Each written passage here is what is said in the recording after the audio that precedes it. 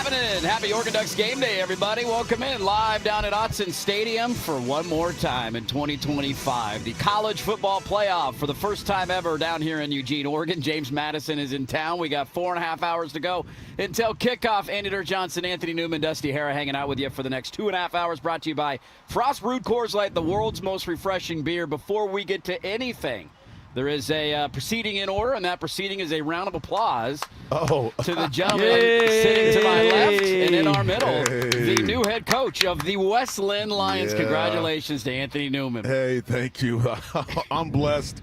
It's an honor. You know, that's a great community, great kids. I got a great coaching staff, and the hard part now is I got to follow Coach Eagle, John Eagle, who's our guy. I mean, please. I mean, he's the GOAT. So I'm just trying to win a few games, you know. Got a little Kalen DeBoer situation on our hands. I'm not going to follow Nick Saban. I'm just going to go. Exactly right. No, we have some dues. No, it's good. It's I love it. I'm excited about it. It's a great opportunity, and we'll have some fun. Color palette doesn't have to change either. You can go from a Duck game to a West Linn game, and you're just same colors. I love it. Matter of fact, we're trying to mimic the Ducks a little bit. Trying to get some of these colors to look like, I like that look. You know, it's a nice little pipeline here to Eugene as well. Maybe a kid or two coming down this way. It's nice when I get a text from a couple of the coaches here in the staff that say, hey, you know, go Lions, and then that's what I'm talking about. So that's good. So we're trying to get a little pipeline going. I love it, man. Hey, well, my offense is dialed in on Madden right now. If you need an offensive coordinator, I'm dialed. Ready? I know what I'm doing. We're using tempo, different formations, attacking different ways. Okay, let's roll. Just score some points, baby.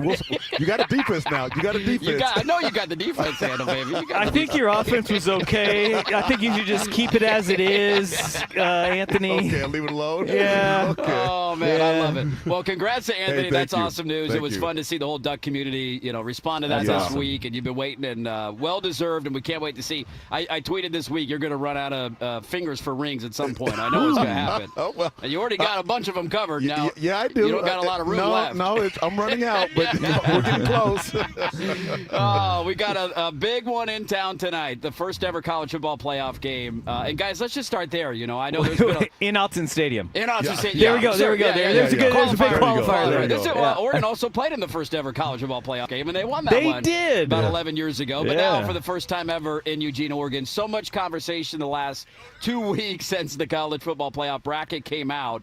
Just your thoughts and feelings now that we're here. It's game day. We're in Eugene, Oregon, and we got a playoff game tonight, baby. Well, come on.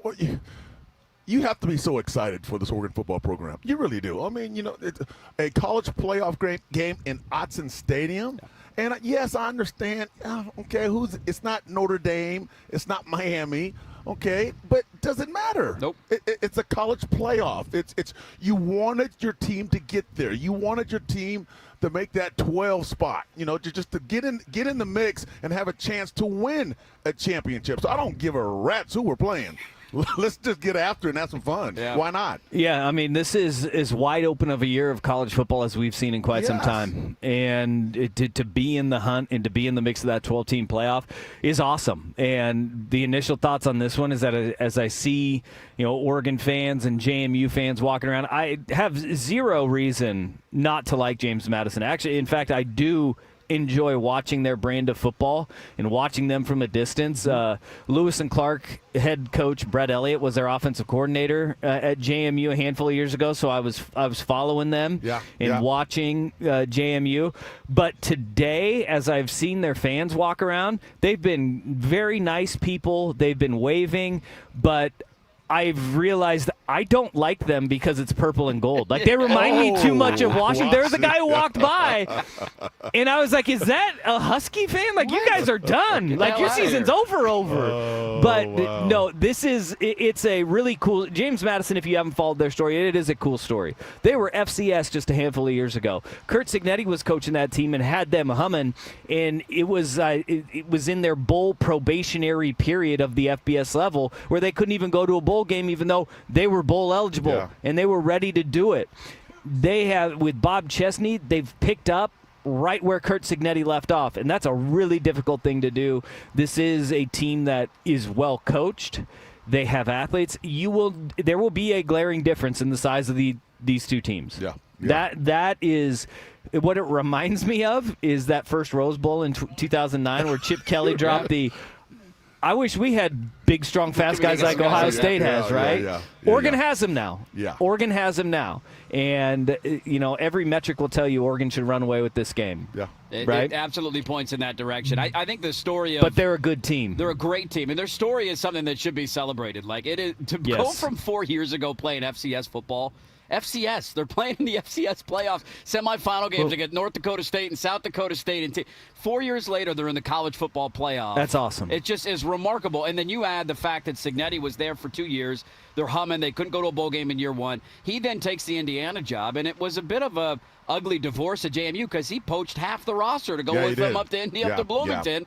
And that's why it was so remarkable. He won the way he did last year because it's like, wait a minute, I thought all these guys were playing at JMU last year, and they clearly were able to hang in the Big Ten. So for Chesney to come in, and now he is also on the way out. He's going to be coaching at UCLA next year. So he's sticking out and finishing the playoff run. For them to turn over their roster to that level, there's been a lot of vitriol that's been spewed their way in the last 2 weeks, and I think we're pointing it in the wrong direction. It is idiotic to say they don't belong here. It's not JMU's fault that the ACC is stupid and can't figure out their conference champion. Because if the ACC knew what they were doing, JMU's not in the playoff. Tulane is here today. It ain't JMU's fault. They played who was on their schedule. They won their conference. And based on the letter of the law, they were the team that was deserving. And we can complain about the lack of opponent here today, but I will say this. After Oregon having the year they had last year, and their reward was having to play the best team in the country in their first playoff game, I'd say if anybody was due a game that you're like, all right, let's go work out the kinks and kind of get fresh and ready for the next run, Oregon is a team that deserves that shot. But don't you think you would want to be in this position for JMU? I mean, you have nothing to lose. This is a great opportunity. You got people coming over here from Virginia. Like, I want to see what Autzen Stadium is like. I want to see what Eugene, Oregon, where the Oregon Ducks are from. They're taking that trip. It might be a one-time deal. So this is exciting for them. If I was a player, I'm like, you know what? I'm going to show everybody in the country that I can play against anybody. I can go to the next level. I'm going to show who I am. We're supposed to get kicked. We're supposed to get beat by what, 21? No, that's not going to happen today. So that is a great opportunity for them. But that's why we understand that you still have to play the games because you never know what happens. You still look on paper. Yes, Oregon is very dominant. You're talking about when you walk on the field and you see the players. It's like when you talk about Ohio State in that Rose Bowl. I saw them up from the sideline. I'm thinking, this is not a normal college team. This Oregon's that way right now. So there is going to be a difference on the field and also the speed of the game. It may be a little different as well. When we're talking not just 1 or 2 players, 11 players rolling on offense, 11 players rolling on defense. That is the big difference. These guys play with a high motor, man. They motor around. They're not going to quit. That's one thing. Like, they're just going to keep taking lick after lick, and they're going to keep moving. And that's where you just got to be relentless all the way through. I mean, there is one thing that I need to get to here, though. It is beautiful here. It is perfect weather. We have not talked about this. No, I don't want to. I mean, I know it's not supposed to. Part of me doesn't want to jinx it because you never know this time of year. There's a little bite in the air. You can't beat this. But it is blue skies, sunny, chilly. It is the latest a game has ever been played at Autzen Stadium. It is a college football playoff game. Tickets are only $54 right now on the secondary market. Get your ass down here. You have 4 hours and 31 minutes to kick off. Get a ticket. Get your butt down here. There's still time because it is a perfect day for football. And look, that's a countdown to kickoff brought to you by Legends Casino within winning distance. Let's go, baby. Look at Let's go. And an ad read out of the way in the first segment. Look, it is awesome out here. There's a lot of JMU fans here. I'll give them credit, too, because that's not easy. There was a lot of fans who kind of documented their travel journey. There was one guy who attempted to take the train from Virginia all the way to Eugene, and he was filming social media videos, getting stuck in Montana and having to fly from one city to another, and then have to jump on it. He finally showed up in Eugene yesterday. And it's been a really fun back and forth banter the last 2 weeks, I think, between Oregon fans and JMU fans on social media. They're just, to your point, Anthony, I think happy to be here. Now that it's actually game day and game time, I'm leaning more towards Dusty. It's like, hey, I'm glad you guys made the trip out. This is a once-in-a-lifetime opportunity for you. We got bigger goals in mind, and we're gonna whoop your ass in about a little over 4 hours from now. A ton to get to here over the next 2.5 hours. I'm going to give you a quick update, by the way. There's a game on right now. Texas A&M and Miami are playing. This is a rock fight of if you've ever heard it. This is an Anthony Newman special. We got a 3-3 There game you with go. 5 minutes to go in the There fourth you quarter. go. Multiple missed field goals. We got guys that can't catch a punt. We got just absolute chaos this morning here in College Station. Stop me if you've heard this one before, but Mario Cristobal, late half clock management became an issue for Miami. Yes. And they didn't call a timeout to avoid a delay of game penalty in the first half. They turned a 3rd and 6 into a 3rd and 11. So a typical Mario Cristobal special. We'll keep you up to date on that one. And they as may it wraps lose up. by a field goal. They very well may. A&M's got the ball. They're on the 38-yard line going in. Again, just under 5 minutes to go in the fourth quarter. That game is tied 3-3. The winner of that game will go on to play Ohio State in the next playoff game. Last night we had a game. We'll recap that one throughout the course of the show today. You're going to hear from Dan Lanning. You're going to hear from Joey Harrington. It is a loaded show over the next 2+ hours. We are live down at Autzen Stadium. Just getting started. Let's reset, dive in a little bit to the thoughts on Oregon and what we want to see today. JMU fan tell us we got no chance today. No chance, baby. You're right. I have no chance. I'm not playing it down. That's what I'm talking about. You get here on game day and you start yapping a little bit. Now I'm getting angry. The purple's starting to look a little bit different. You see what I'm saying now? You know, it was fun and cute for about 2 weeks. Now we're going to teach you a lesson here today at Autzen, baby. This is fun, man. Let's start diving into the matchup and what we want to see from Oregon in particular at one position. We are live down at Autzen Stadium, just getting started. Now it's time for Ducks Game Day. Traffic and weather every 10 minutes. Here's Jeff Rust. Let's see here. We got a drive time right now around 2 hours and 20 minutes from the city center. Seems to be increasing, slowing starting at Boone's Ferry until Wilsonville. Things will slow down again as you hit the heart of Salem and then continue past exit 244. We do have reports of a smoky right near exit 282. 48 and cloudy here in Portland, 47 partly cloudy in Eugene, a high around 49 with cloudy skies for Portland, maybe a chance of a sprinkle this afternoon, then cloudy skies with a low of 40 for the 4:30 kick in Eugene, partly cloudy, about 47, looks like it should stay dry, a perfect day for football. I'm Jeff Rust with Ducks Game Day traffic and weather every 10 minutes, brought to you by Mods PDX. The future of building is here. Looking for an unforgettable escape? Discover Legends Casino Hotel in Toppenish, Washington, where excitement meets luxury. Play your favorite slots and table games.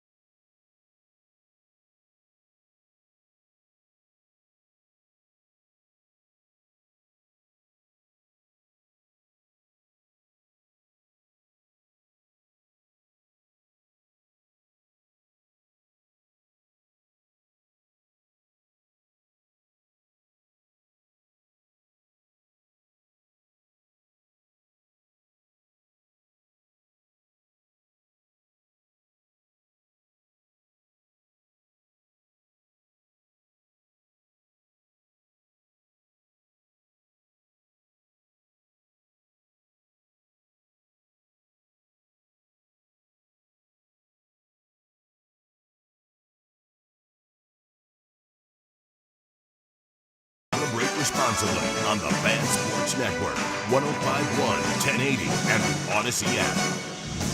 All right, welcome back in. Live down at Autzen Stadium. Andy Dirk Johnson, Dusty Hara, Anthony Newman hanging out with you. A little over 2 hours left for us. Kickoff 4:30 right here on The Fan.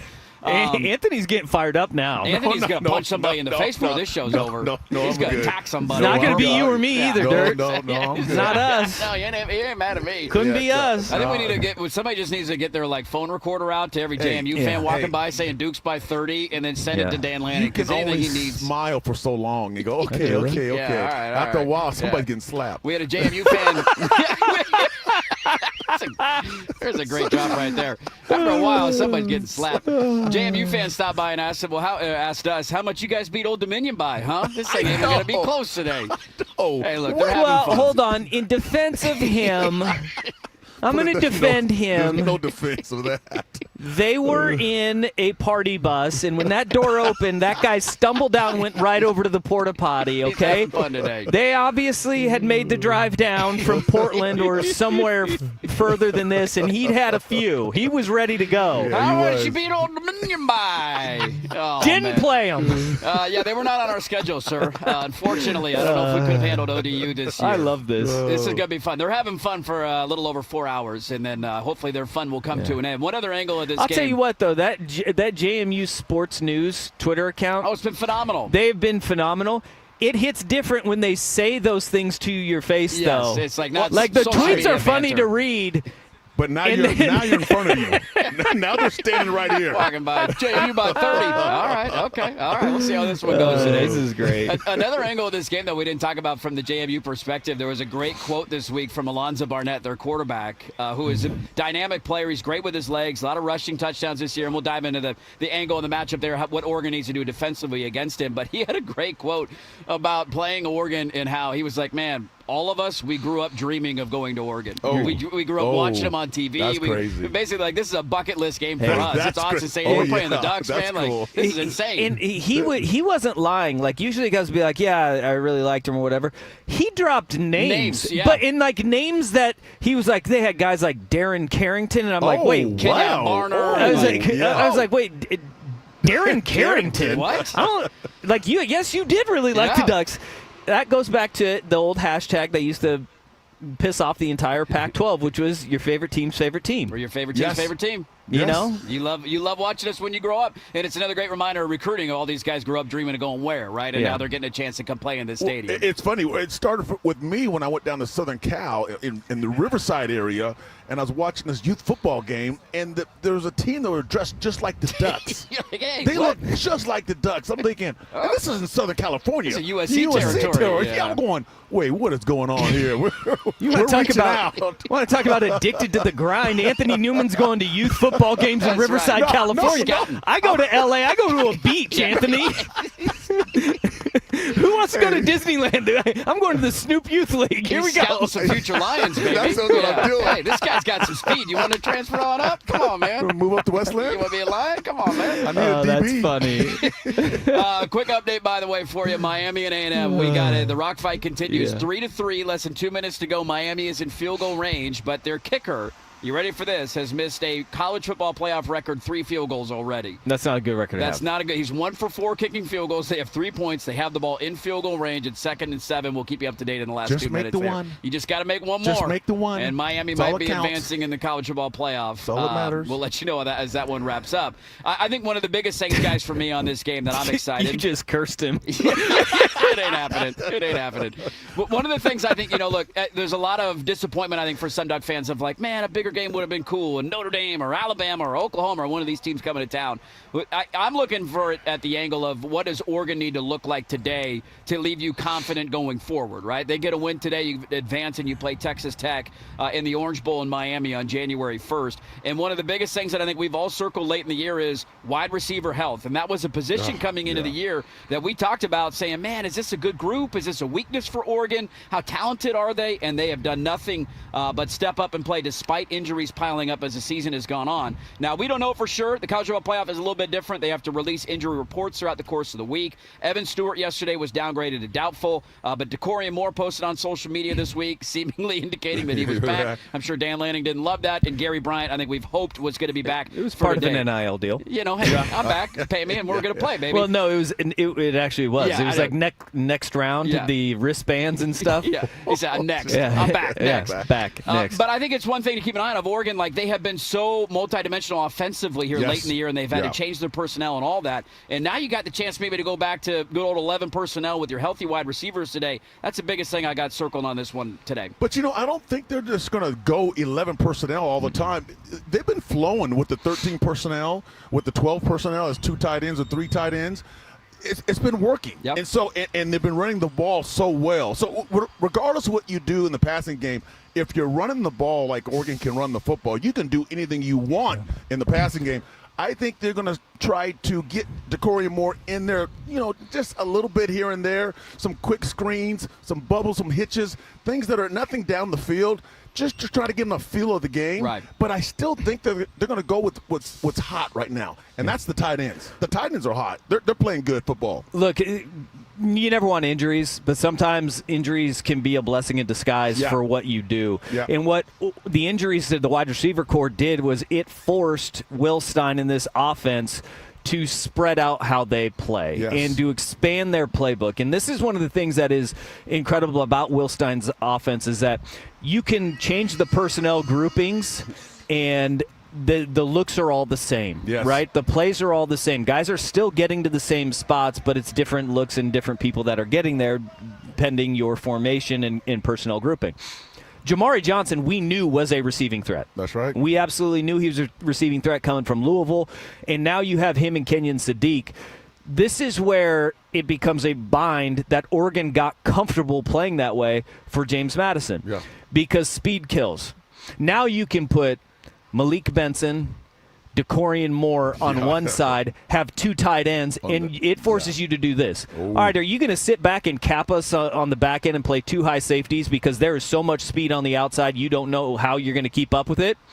Okay, if you do that, now Oregon has 2 tight ends, 7 offensive linemen essentially, they're gonna run the and they're ball. going to run the ball. Yes. Okay, you want to bring one of those safeties down into the box? Fine. There go those 2 guys vertically down the field, and that is the bind that now JMU is in, and really any other defense that you look at, because Oregon has a level of comfort doing this. Last year, they were strictly 11 personnel. That's right. That was it. 1 back, 1 tight end. This year, they got to pivot. Yep. They've had to, and it's been remarkable to watch. I think it's one of those years for Will Stein where, maybe the numbers didn't match some of the other seasons, and, the last year for Nix, and Gabriel was a Heisman finalist and all that. But I think considering what they had to go through in terms of offensive line injuries, what they went through, to your guys' point about not having receivers and have to change personnel packages that they haven't usually used in the past. Right.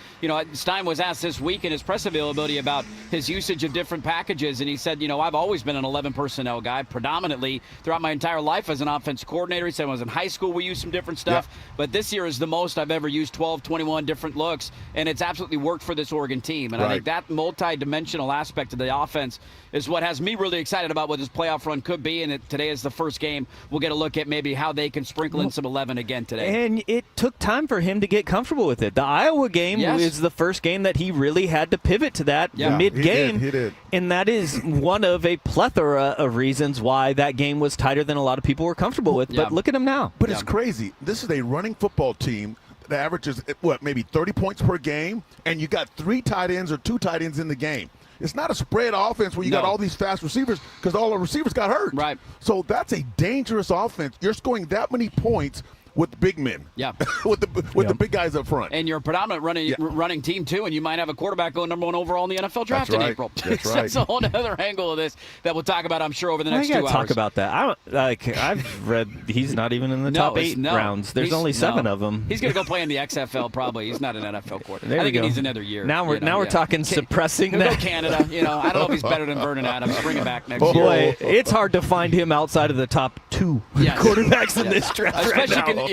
contemplating what this know. playoff run looks like and how he plays. And, all that's still to be decided in the future. What we do know is Dante Moore will be under center today. Very excited to watch him. The update out of College Station, Miami has scored a touchdown under 2 minutes to go. They got a 10-3 lead over Texas A&M. There's 1:30 to go. A&M has no timeouts. They got to go the length of the field and score a touchdown. So we'll probably have a conclusion of that game here wrapping up shortly. Ole Miss and Tulane about to kick off when that one is done. Let's continue diving into this matchup. We're going to go behind enemy lines in a little bit. You're going to hear from Dan Lanning. We'll take a peek at what happened last night in Norman, Oklahoma as well. Just getting started live down in Autzen. Having a blast. Oregon and James Madison kicking at 4:30 right here on the home of the Oregon Ducks, 105.1 FM The Fan. Now it's time for Ducks Game Day traffic and weather every 10 minutes. Here's Jeff Rust. I got a drive time right now around 2 hours and 35 minutes. Seems to be increasing rapidly. Slowing starting at Boones Ferry until Wilsonville. Things will slow down again as you hit the heart of Salem all the way to exit 242. No reports, however, though, of Smokies at this time. It's 48 and cloudy here in Portland, 47 partly cloudy in Eugene, a high around 49 with cloudy skies for Portland. Maybe a chance of a sprinkle this afternoon, then cloudy skies, a low of 40 for the 4:30 kick in Eugene. Cloudy about 47. Looks like it should stay dry. A perfect day for football. I'm Jeff Rust with Ducks Game Day traffic and weather every 10 minutes, brought to you by Mods PDX. The future of building is here. This is the story.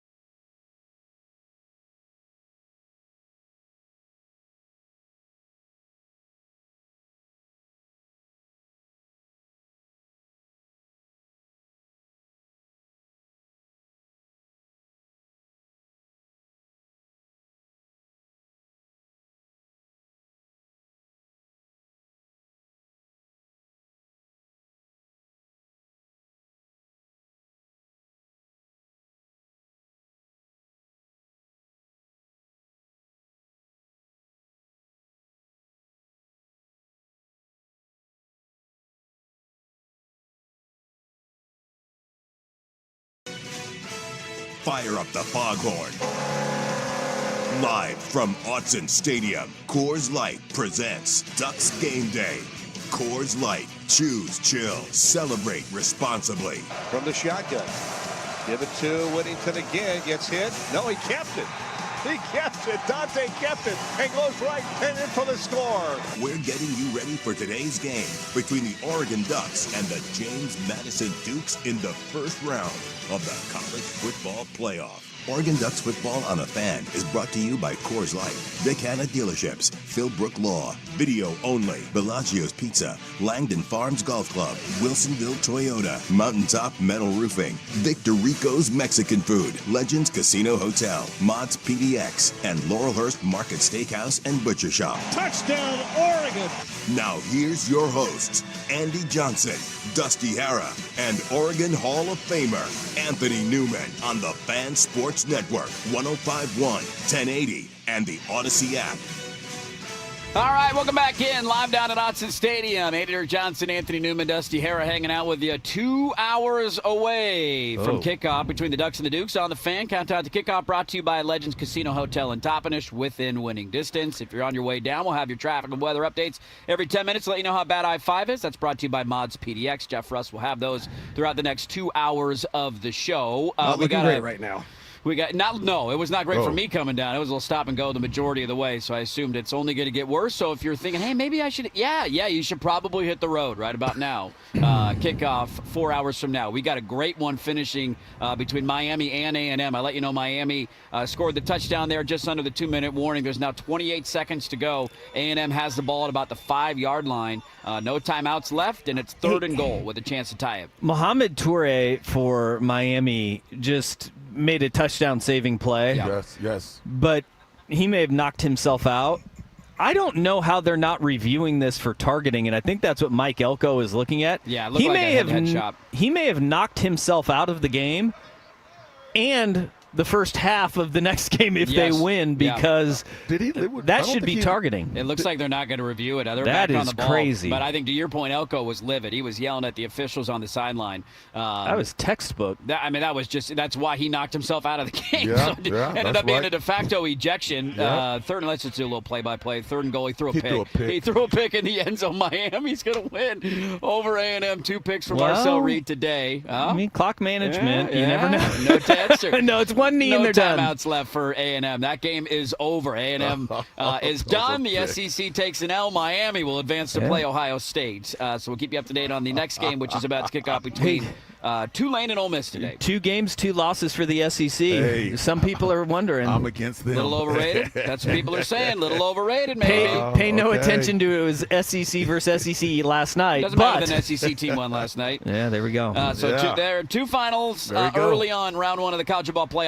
I'll just say this, at least on a note, because I don't think the next 2 games will go this way. Last year we had nothing but blowouts in the opening round of the playoffs. Yeah. Last night, fun game. Alabama pulled away late, but fun back and forth game. They were down 17-0 early. Like, oh my God, they're going to get ran out of the building, and then they fought their way back in at halftime, found a way to win it. And this one, hey, ugly, but unless you're a defensive guy, you loved it. No, that's not ugly. 10-3. That's not ugly. Final. Anthony loved every second of it. Defense wins championships, baby. Miami brought it today, man. They were very good defensively against A&M. That's a big one for Mario Cristobal to get down in Coral Gables. Nightmare fuel for special teams coordinators. Yes. Yeah. A lot of missed field goals. Drop punts, missed field goals. Yeah. It was gnarly. Let's get to an angle we just kind of joked about at the end of the last segment, guys. But I think one of the things that keeps me really confident looking at Oregon and their playoff pass starting tonight and going forward, Dante Moore coming into the year was a massive question mark for Oregon. He'd only made a handful of starts in his time at UCLA. It didn't end well. He decided to sit. We didn't see a lot of him last year. And so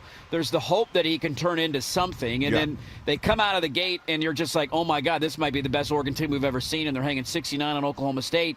And then in typical football fashion, right, you have your ups and downs. You have your bad games. You have defenses throwing looks at you maybe that you're not prepared for. I think one of the things that I'm most excited about, we talked about the receivers potentially being back tonight. It's the way that Dante Moore was playing at the end of the season. And you go back, Dusty brought it up, the Iowa game, minute 51, he's never been in that spot before. What does he do? Leads you into field goal range. You get USC at home. I know they're not a good defensive team, but you didn't have many of your wide receivers and offensive linemen playing in that game. He lit them up like a Christmas tree. I thought he was outstanding against Washington on the road in a tough environment. And look, it's one thing, defense wins championships. You know what else helps a ton? Great quarterback play. And I think Oregon's got it right now going into the playoff. Well, Dante Moore is the type of quarterback that he can beat you in several ways. Okay, he's a quarterback that can stand in the pocket and throw dimes down the field. Okay, he's a big guy. He's not a short quarterback, so he can see over the offensive lineman.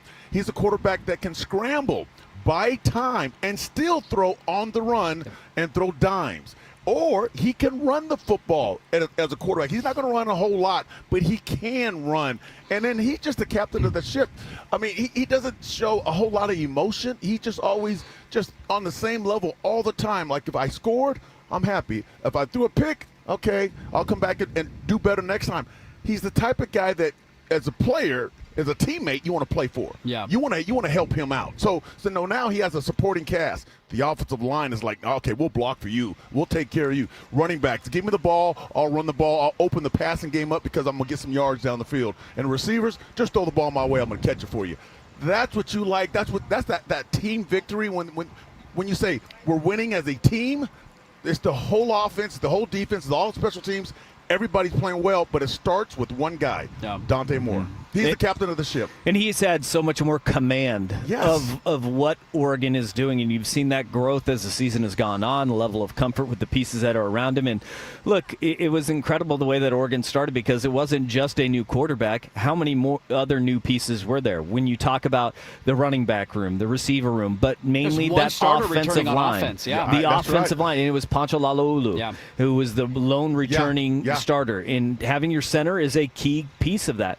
But at the same time, there was so much new to this Oregon team. And for them to come out the way they did, sure, there was going to be an adjustment once the competition got a little bit more firm because it was not at the beginning of the year. Montana State, Oregon State, and Oklahoma State, to coin a phrase from Anthony Newman, they were doo-doo.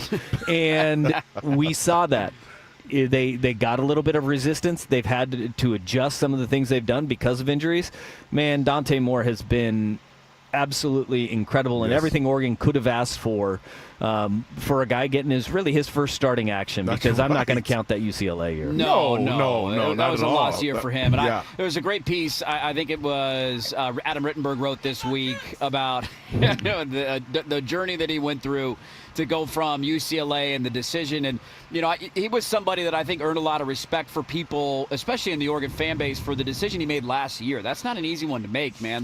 He could have gone anywhere and been paid millions of dollars to go be a starting quarterback and insert any big-time program that you want that was looking for a quarterback. Right. And he thought, you know what, that was a tough year, man. I don't know if I'm ready. I don't know if I need to learn the position. It's not just about 7-on-7 football, and you talk about that all the time, Anthony. These young guys who are learning, it's such a different game, and you're given nothing but praise. And, hey, this guy's a 5-star, and he's a blue chip. And then you go through struggles, and not everybody handles that the right way. And so he had a really hard year at UCLA, decided, you know what, let's go learn for a year. And, Dusty, you've talked about it this year. He just was Dylan Gabriel's shadow, and it has paid off this year for Oregon. And now you add the fact that, okay, he's seen everything defenses can throw at him. He's been in tough environments. He's had to do more with less, bad, offensive line injuries and all that. He's been without his wide receiver. Now maybe you're fully healthy around him for the most important part of your season with a tune-up game tonight. Man, I can't wait to see how number 5 looks tonight. It's going to be a lot of fun. We haven't seen this offense at full strength this year. It's been a long No. Yeah. We haven't because Evan Stewart has not played. Yeah. Evan That's the number 1 wide receiver. Yeah. And look, we didn't get to this with his injury, and I'm sure we're going to get to it during the injury report, but there's going to be a ramp-up for him. Yeah. And this is the start of that ramp-up period because he hasn't done, and not just played football, anything athletic in months. Yeah. So it's going to take a while for him to get accustomed to that, but he has been as advertised and everything you could want. And look, and he's hungry. He is very he's hungry. Matt Zenitz reporting he was downgraded to doubtful, Evan Stewart that is, but still very hopeful here inside the building that he will play in the playoff. To your point, Dusty, start ramping him up. We'll see. Maybe he ends up going today, maybe not, but a lot of optimism that at some point, if they keep playing, you will see him back in the lineup, which is music to the ears of Oregon fans. Of a position group we thought, ooh, is that going to be the downfall of Oregon this year? Now all of a sudden you look at it and you say, hey, that guy that won 2 games for you, Malik Benson, at the end of the year is your number 4 wide receiver potentially. And McClellan, who made all those big catches, might be number 5 at some point, right? It just, you're deep and loaded all of a sudden at wide receiver. More angles to dive into on this matchup, including what Oregon needs to do defensively against the James Madison team that can run the ball as good as anybody with a mobile quarterback. We'll start diving into that. We are live down at Otson, brought to you as always by Frost Brew Coors Light, the world's most refreshing beer. But next we'll go behind enemy lines. Dusty mentioned earlier there's social media accounts having a lot of fun the last 2 weeks. We had one of the guys who runs that account on our show. He had some funny clips. We'll play that for you. Coming up next, behind enemy lines, but now it's time for Ducks Game Day weather every 10 minutes. Brought to you by Mods PDX. Here's Jeff Rust. Got a drive time back down to around 2 hours and 25 minutes from the city center, slowing starting at Boones Ferry until Wilsonville. Things will slow down again as you hit the heart of Salem all the way to exit 242. A little more slowing as you cross the river into Eugene. No reports, though, of Smokies at this time. It's 48 and cloudy here in Portland, a high around 49 with cloudy skies, maybe a chance of a sprinkle this afternoon, then cloudy skies with a low of 40. Currently 47 and partly cloudy in Eugene for the 4:30 kick. Cloudy, about 47. Looks like it should stay dry because, of course, in the words of Don Essig, it never rains in Autzen Stadium. I'm Jeff Rust with Ducks Game Day Traffic and Weather every 10 minutes, brought to you by Mods PDX. The future of building is here. Just hearing the word IRS can make people break.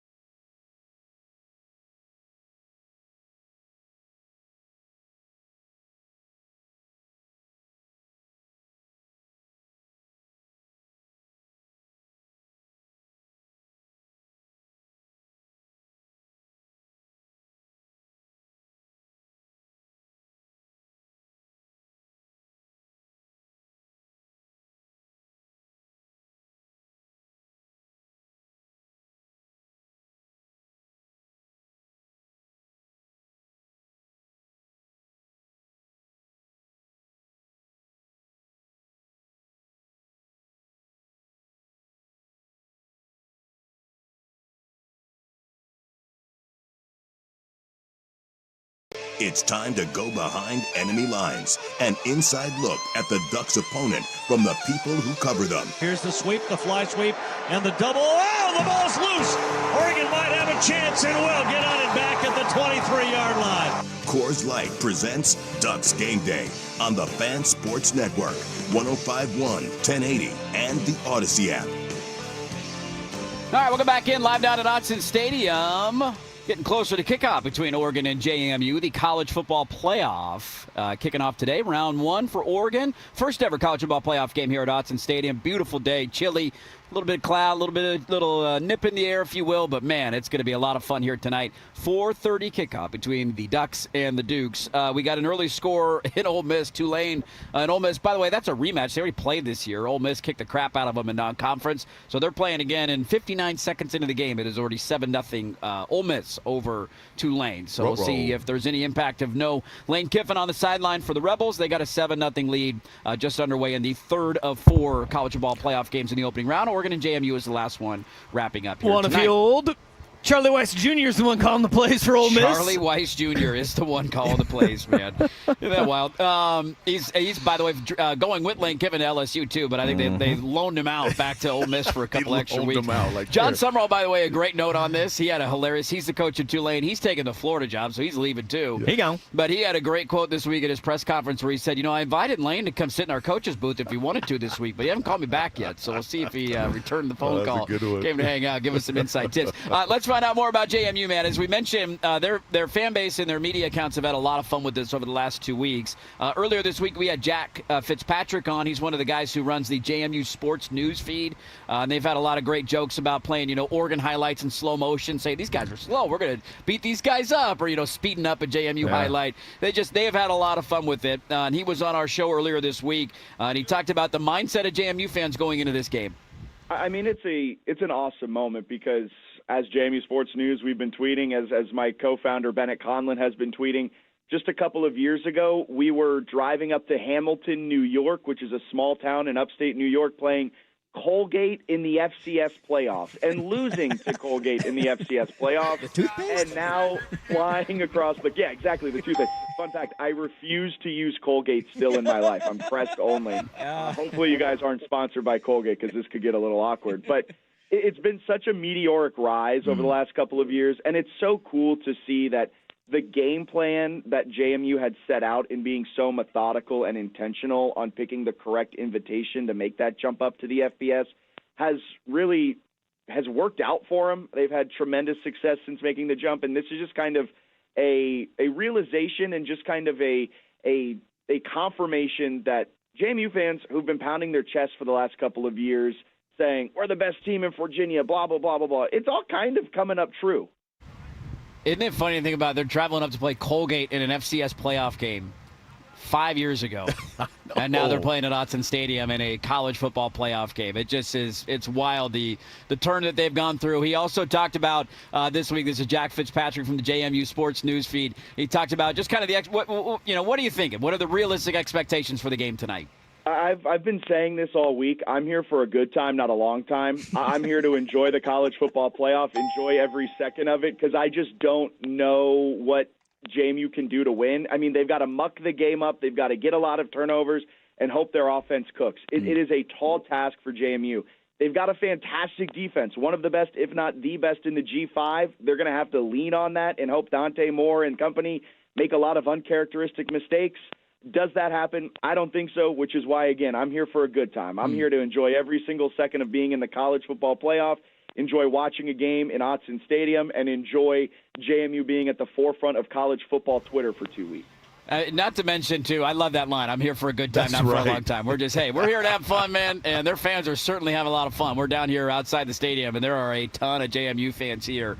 Now, it's always a little misleading because we'll be down here and you see a lot of the opposing color, and you're like, are there 10,000 JMU fans here? There's a lot. But they just don't have anywhere to go. They don't have tailgate lots. They don't really know their way around. So they just kind of, loiter around the stadium right where we are. So it's a little misleading. So they're doing circles? They're just kind of walking are we seeing around. the same cool. guy? Can't get into the stadium again. There's a lot of them here. They made it's not an easy trip, man, to get all the way from Virginia to here. But well, I mean, if you were on the road, JMU. you would probably just walk by and yell, "Go Ducks" to a radio show. And that's all we've been getting. They've just been doing laps, man. Yeah. I'd walk through a tailgate lot, see if anybody want to give me any free beer, yell "Go Ducks," and then keep on going. Man. That's, not much else to do until the game kicks off, until they let you in. So they're having a lot of fun here today. I do want to ask about defensively, Anthony. This is a team that is creative. This is a team that gives you a lot of different looks. The numbers on their defense very good this year, and just making sure that Oregon comes out, runs the football today, and neutralizes some of that front seven stuff from JMU. Well, JMU, their defense, these guys fly around, and that's what you see. You see all 11 guys getting to the football. I always, as a coach, I'm looking at that. When the play is over, how many defensive players are around the football? Yeah. And that's when you know you have a good football team. They're all about helping each other out. They're not selfish. At the same time, I like the front seven. The front seven, they're not big. One of their best players is a freshman defensive end. So they're young, and they're not the biggest guys. So the size could be a factor over 4 quarters. We have to also remember, people think about these football games and they watch the game. It's the first, 3-4 plays. Oh, yeah, that's great. We got a first down, or we made a tackle for loss. Right. But you have to play 4 quarters. You got to play 70 plays. So give it time. Things are going to happen, and but they will make some plays. Yeah. These guys can play. They haven't seen, again, speed across the board. They've gone against teams where there's one guy on that team that's fast. There's one guy on the team that's good, but or big or strong, explosive. But you haven't seen a group of dudes on the football field that can go, and that's what's going to shock them. The speed of the game from offense, defense to special teams. Look, they are the number 2 defense in the country, statistically speaking.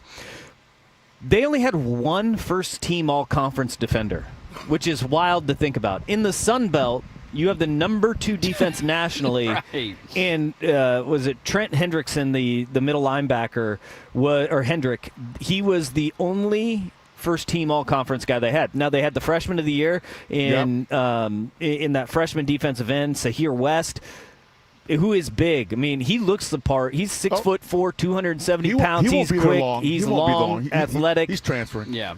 But they are some of all of their parts defensively. Yeah. When you only have one guy on the first team all-conference defense, you are some of all of your parts. And a lot of what they do is with on the outside is they pinch everything and funnel it back to the middle. And Hendrick is there to clean it up. Yep. They had their other defensive end is just a motor guy. He moves all over the field. Reminds me a lot of Stephen Daly, who also wears number 8 for Indiana, who's a guy who's not the biggest guy in the world, and unfortunately he got hurt, but he is a motor guy. That's right. In the right spot, tries to post and just be there. He's 6'1", 240 pounds, and that's the problem, right? Yeah. That's the problem against, Alex Harkey, Isaiah World. Those guys are massive and very athletic, and that's where that speed and size that you've been talking about, Anthony, really comes into play. Is can you be as effective with that kind of size and athleticism? Yeah, we'll go through some of the numbers that they had in their game against Louisville earlier this year. They lost, but it was a game where defensively, the defense kept them in that game. That's a Power 4 ACC team. Louisville, a decent team this year. So we'll dive into some of those numbers. We'll continue looking at this one in the breakdown. That is right around the corner. An update out of Ole Miss, as they just got a pick on the opening drive from Tulane. Tulane was moving it, and inside about the 30-yard line, they threw a pick. So Ole Miss got the ball back. They're up 7-0 in that one early in the third of 4 playoff games. Let's get into that Victor Rico's breakdown and continue to talk about this one. That is next, but now it's time for Ducks Game Day Traffic and Weather every 10 minutes. Brought to you by Mods PDX. Here's Jeff Rust. Got a drive time bouncing up and down. Right now, down to about 2.5 hours again from the city center. Slowing starting at Boone's Ferry past Wilsonville. Things will slow down again as you hit the heart of Salem all the way to exit 242. But we have no reports of Smokies currently.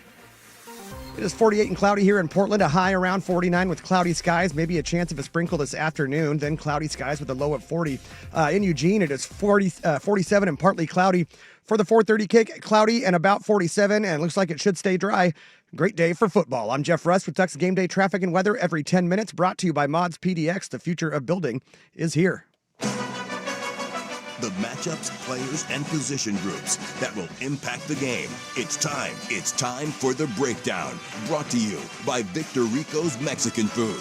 When you think of flavor, think of Victor Rico's. Fade right out to the left. Was it caught? It was! Touchdown! Evan Stewart. Coors Light presents Ducks Game Day on the Fan Sports Network, 105.1, 1080, and the Odyssey app. Let's continue breaking this one down. Oregon JMU coming up. A little over 3.5 hours. Here's the tough part. We got to read for this show now, but the difficulty of the read is you're going to make me do math in my head and do an actual countdown of how many hours and minutes we have until kickoff. Yeah. And then my computer is still on Eastern time zone, so not only do I have to do the math in my head, now I got to subtract 3 hours from it. Wait, Dirt, still?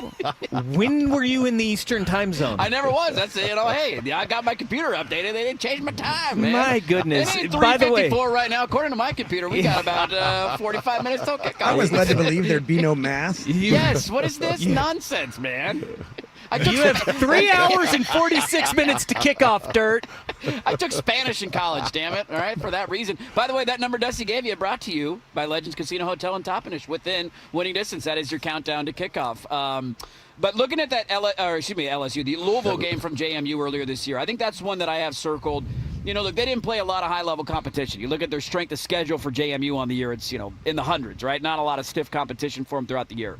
But they went on the road, played Louisville. That was a 7-6 game that they led at halftime against Louisville. They held Louisville to 12 first downs on the game, 264 total yards of offense. Louisville only ran the ball for 113 yards for 3.8 yard per carry. And so it was a defensive performance that they showed you. They can kind of, change looks up and be creative with their scheme and find a way to slow Louisville down. I'd imagine the recipe to fix that. We saw this a little bit with Indiana. When they came to town, we said, man, their defensive line's good, but they're undersized. Oregon's got the weight advantage against them. And I thought that was a teaching point for Will Stein maybe halfway through the year where when you look back, you say Oregon didn't really run the ball that well, and then you look at the yard per carry and you're like, wait a minute, yeah, they did, but they just kind of got away from it. And so I'm curious, if you're a defensive guy and you got these undersized defensive linemen, I'd imagine the kryptonite to that is just turning around and saying, we're going to punch you in the, here it comes, like, stop it. Well, we have to. You have to run at them. The slow speed down, you run at speed. That's what you do. And with Oregon's front seven or front five, or front seven with tight ends, Johnson and Sadiq. You have big guys that can maul people backwards. You can push, you can double team, and then it's hard for the linebackers to get involved because they're getting knocked off by offensive linemen or their defensive linemen getting knocked down backwards. But at the same time, again, you have to understand this. I just love the 13 and 12 personnel. I'm serious because as a defender, it is a nightmare to defend. So right now, I know I have to stop the running game. I don't care who you're playing. You got to stop the running game. And you start bringing extra big guys on the field. You start bringing big guys on the field to help stop the running game. That's what you want to stop this thing in a phone booth. But then they do something crazy. They take these big dudes and put them out wide. Yeah, flex out. Yeah. So now you have an issue. Now, okay, well, what do you do with that? How do you beat that? Watching JMU on their offense, they just do the typical offensive. Let's run the football, 11 personnel.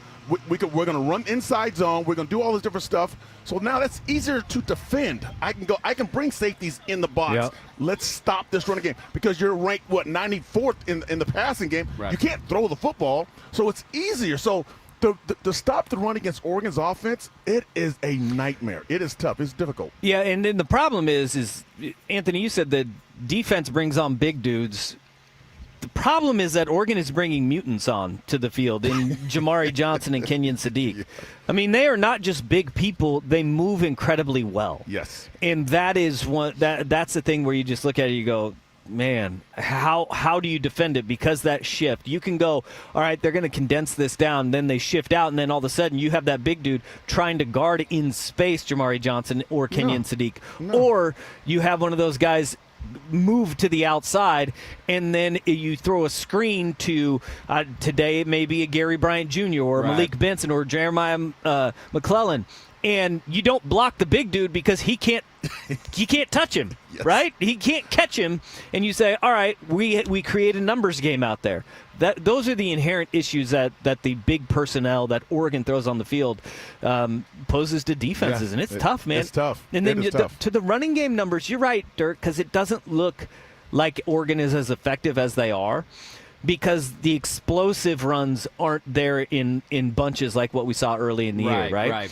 And to that point is, Anthony, you said it, they're throwing double teams. They're running a ton of duo. Duo where it's double team, and it's like if we get 4 or 5 yards, win. Yes. We won. Yep. And that's exactly what this offense has been in the later stages of the season first, second down, we're going to give ourselves 3rd and 2. And then good luck defending us on 3rd and 2 when we can open it up. Duo is not a play to run and have big pops, right? It is we're going to get yards out of it because we're just going to put hat on a hat. We're going to create numbers and advantages and take the yards that we can get. And it's 4 to 5 yards a pop. I'm going to go to the other side of the ball, too, and we'll, as the breakdown continues, brought to you by Victor Rico's, and look at Oregon defensively against JMU because there's a game that Oregon just played where there's a very similar quarterback, and Oregon did a phenomenal job. So what does Oregon have to do to slow down a mobile quarterback? Because they're going to be facing one here today in Alonzo Barnett, and he's had a lot of rushing touchdowns this year. So we'll continue the breakdown brought to you by Victor Rico's. We're live down at Autzen Stadium. Finally a few Go Ducks chances. People walk by. A lot of Go Dukes early in the day. Finally a counterbalance of Go Ducks coming this direction. Let's dive into the other side of the ball in this matchup. We'll do it next live down at Autzen on 105.1 FM The Fan. Listen to that.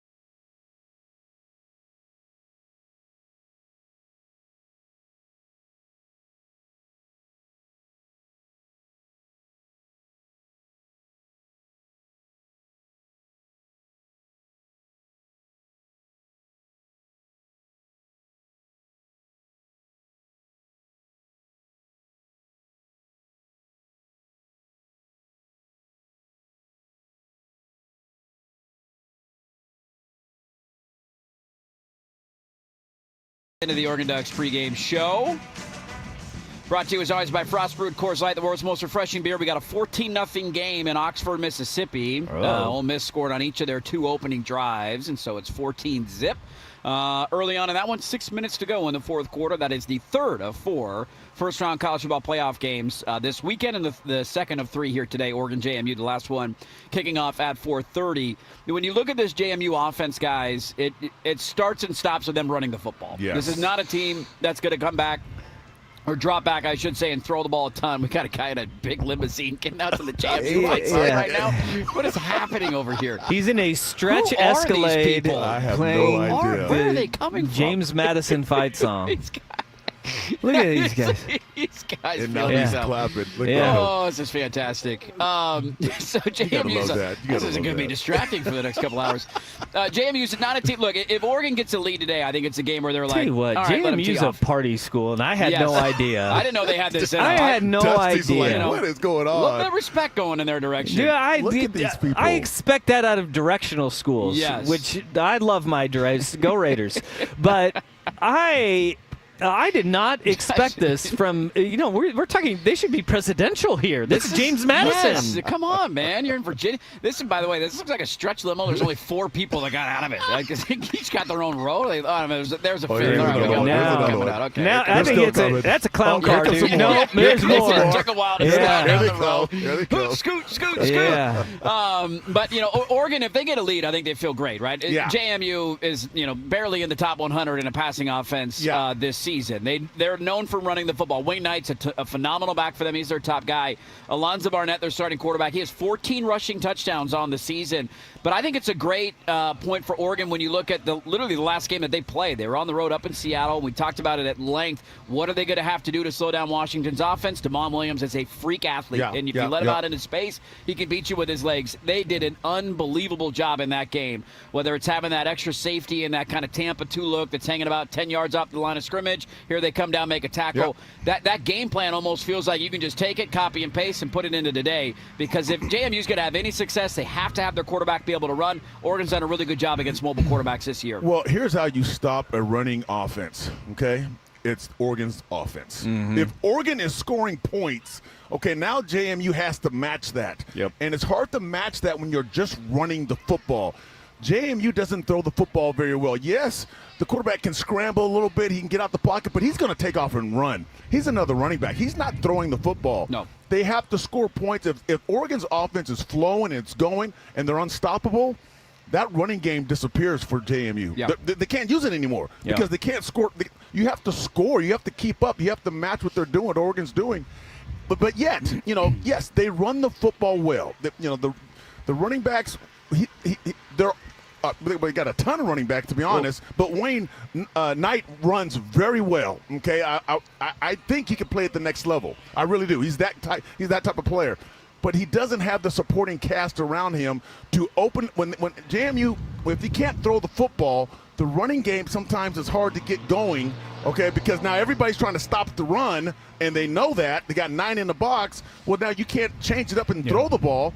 So right now, Wayne is kind of at a disadvantage against this Oregon's defense because they can stop the run, and he doesn't have any help. That's the problem. Yeah, and this is the big one here is that you talk about that Washington game plan and the way they attacked Damon Williams Jr. and company, but I look at this and man, you had to play that 3 high safety look with Dylan Thieneman creeping down as that Tampa 2 in the middle as a spy and a middle defender. That's the X. You had to have them. You had to have all 3 safeties though because of the threat of guys like Denzel Boston. Yeah. Right. You had to still cap the back end and say we're not getting beat deep. There's really good corners on this Oregon defense. I don't think that's a concern and for you them can, today. instead of having that shell being soft, you can actually just add another defender in the box. Right. And that's going to be the interesting part to me is how do they use that, right, to their advantage? Is it not adding an extra safety? Is it adding an extra linebacker? Because the athleticism in that linebacking room, we've seen that they've been getting healthy too. Yes. Braden Platt came back and has been getting significantly more run as the season has gone on, adding to that rotation. So do you have to, just copy and paste that game plan, or do you just throw something brand new at him and say, that's true. Good luck. We got another defender, and we trust our guys on the outside. And to Wayne Knight, I love the way he runs. He reminds me of Jaquiz Rogers a little bit. Undersized. He's a baller. He's 5'7", 190. He's a baller. Gets lost behind the offensive line, and then boom, boom, he's gone, which is a challenge for defensive linemen, man. Yes, it is. No doubt about it. We got one down to this limo. There's a guy in a powdered wig. So that's the costume of the day. That is right James there. Madison. He is literally coming as one of our founding fathers. He's at the game today. How about that? Yes. Our James Madison in the PIO got canceled. This James Madison evidently is okay. They're still allowed to keep going. Come on. What can't we name him? McDaniel? Who are we playing today? What's going on, man? We're going to go McDaniel University for this week. McDaniel Dukes are in town today. That's going to be a very specific burn that even some people in Portland don't understand because they're like, wait, what? What? McDaniel? You just broke some news to some people that Madison High School is no longer a thing in Portland.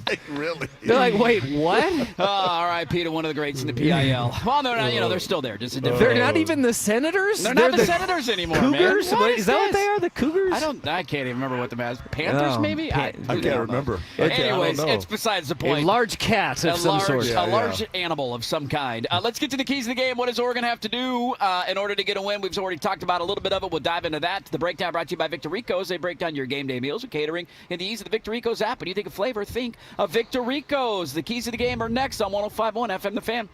Your home for Oregon Ducks football. KRSK Portland, KRSK FM HD1, Malala, Oregon, and Odyssey Sports Station.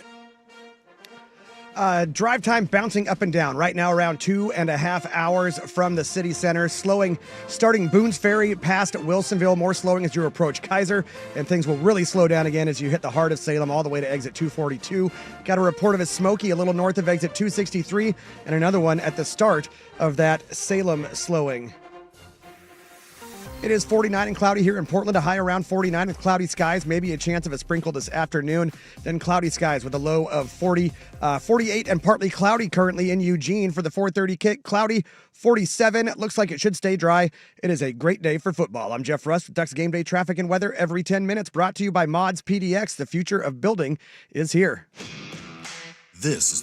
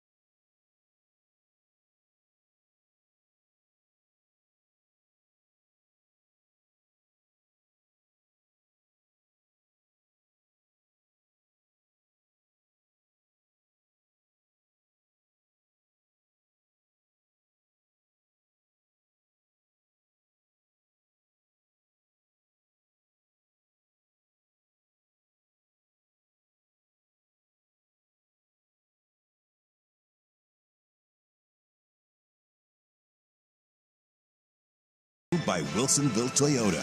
One person, one price. No bull. All right, let's get to the keys of the game. I feel like the scene in The Hangover. Wait, did the real Caesar live here?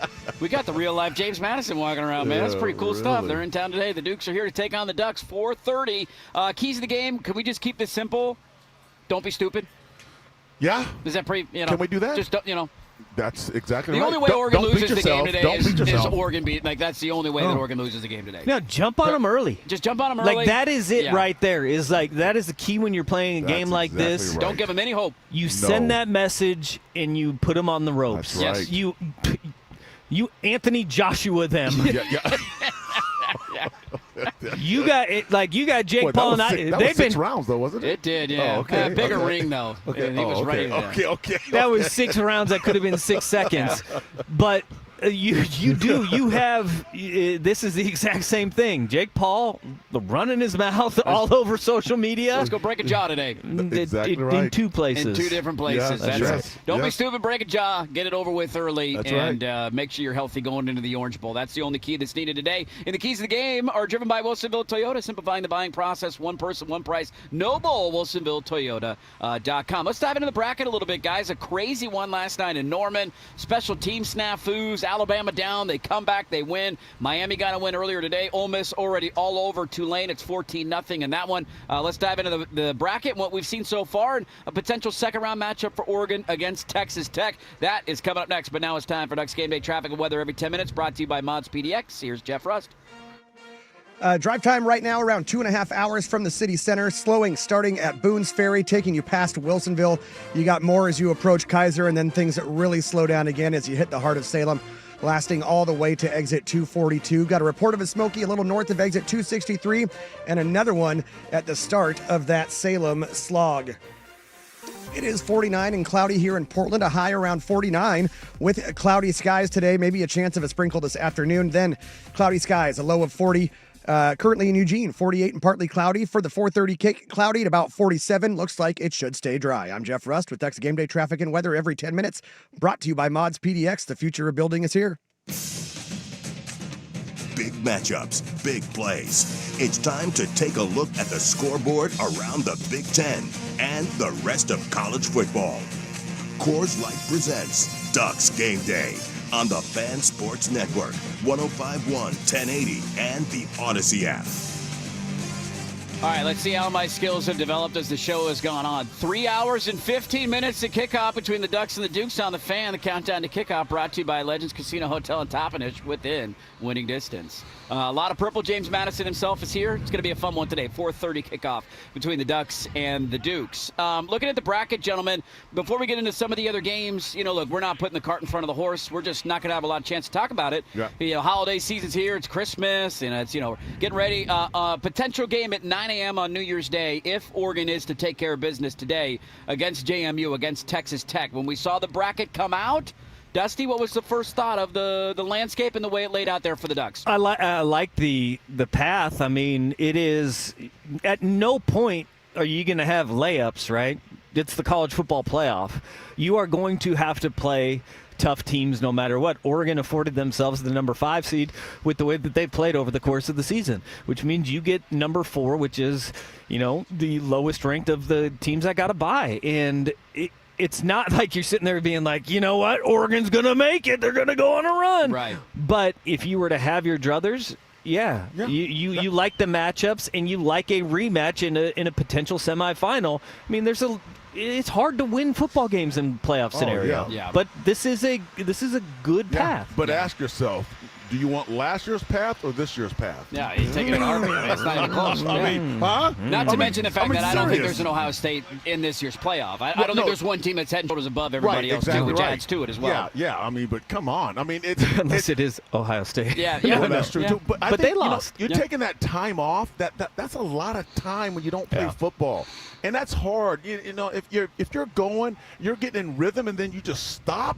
I mean, it's hard for the coaches to figure out what are we going to do with these kids. Right. Like, how hard do we practice? How much time do we give them off? What do we do? It's not easy to figure out. No, that's not easy to figure out. And we heard, ESPN did it in their stand-up report here from Autzen Stadium where they talked about last Saturday, Dan Lanning said, all right, we're not going to do it the same way we did before. He brought the team in for a full scrimmage, including the Harley, the duck riding out on the back of the Harley.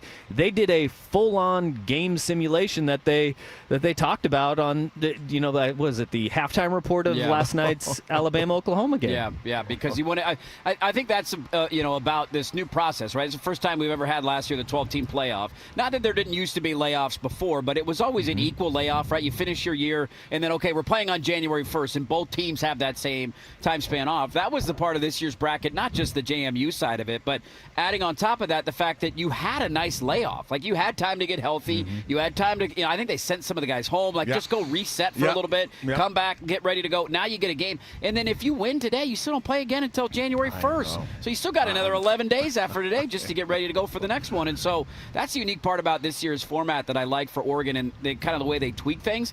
I think one of the biggest things I'm curious to see tonight is just, is there any rust in the first quarter? To that point, they haven't played a game, and JMU played a game in Conference Championship weekend. And look, the hard part about the layoff last year was the opponent. But the number of days is not all that different from November 29th to December 20th, right? That's Oregon's last game was November 29th. Yeah. But here's where you get that advantage is that Texas Tech is going to have a similar length layoff. Yeah. But they don't get to blow the rust off 11 days prior. Exactly. And say, right. you know what? We're going to go out and we're going to play a game and we're going to hit somebody else in a different color shirt. That's right. They have to have that layoff and then say, okay, we have to be up to the level of the team that just did this. Yeah, and that was the thing last year. Yes. Ohio State had Tennessee come to town. If you remember the first quarter of that game, it was kind of, Ohio State was struggling to move the ball. Then they finally hit a couple of big plays, and that was a team. Remember that everybody wanted to run their head coach out of town 2 weeks previous when they lost, or a month previous, whatever it was.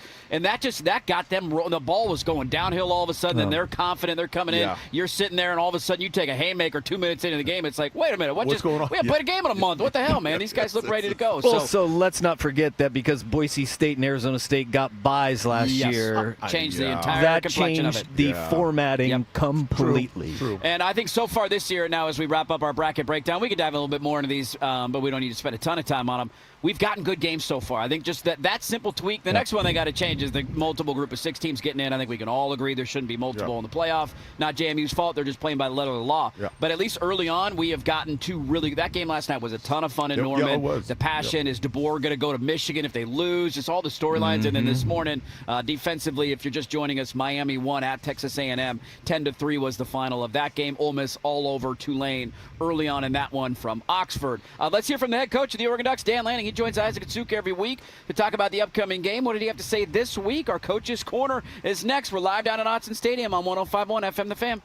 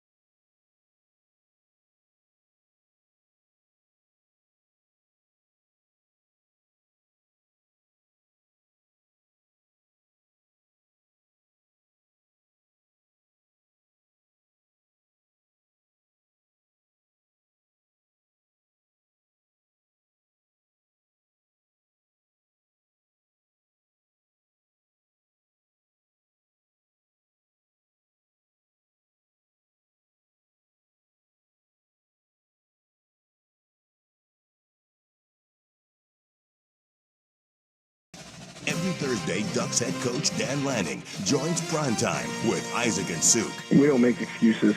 No, it was we were good to go. It was a fun game to play. It's the Coach's Corner, brought to you by Philbrook Law, Accident and Injury Lawyers, your local law team. Touchdown, Oregon! Coors Light presents Ducks Game Day on the Fan Sports Network, 105.1, 1080, and the Odyssey app.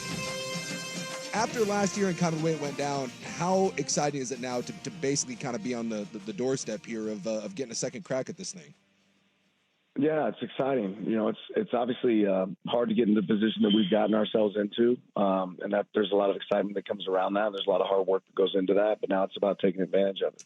What have, I don't know necessarily specifics, but how much have you kind of learned from last year's layoff? I know it's not the same with the Big Ten title game, but it's still a long layoff. How much have you learned as a head coach about your program with the experience you had last year that you can use going into year two here?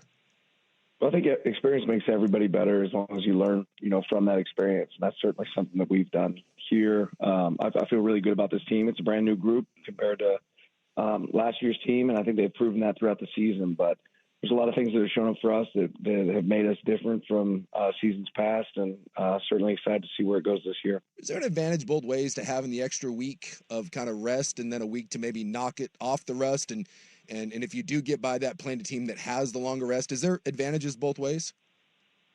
Yeah, I mean, I think we're certainly excited to get out there and play. It's been a while since we've gotten out there and got to play a game. And then certainly you can say there's advantages to playing in the championship game or not. We'd always love to be in that, but it gave us a chance to let our team get healthy and attack some things in different ways, which has been a real benefit. And then, do the holidays come in at all? This is my favorite time of the year. I'm putting up Christmas lights. We got a tree. We're doing all that. We're doing the holiday feast. You guys are trying to win a national championship. How much do the holidays creep into the Lanning family or maybe to the Duck program in general? Well, we certainly got a tree in our house. I didn't put it up, but we certainly have one. And, I think all of us know that this is a really special opportunity, a special moment for us. And we all say, hey, let's take an opportunity to put this on hold for a little bit and celebrate the holidays kind of when everything wraps up for us. So that's kind of the mindset of our program. We get to celebrate being with each other and some of the other things that are great about Christmas and everything else that goes around that, more so than the actual holiday itself. The opportunity to keep playing football while we're playing football is pretty special. Parents always brought to you by Philbrook Law. Other attorneys fight for clicks. Philbrook Law fights for wins. Philbrook Law, Accident and Injury Lawyers, your local law team. Got a drive time right now, around 2.5 hours from here in the city center down to Autzen. Slowing starting at Boones Ferry past Wilsonville. More slowing as you approach Kaiser.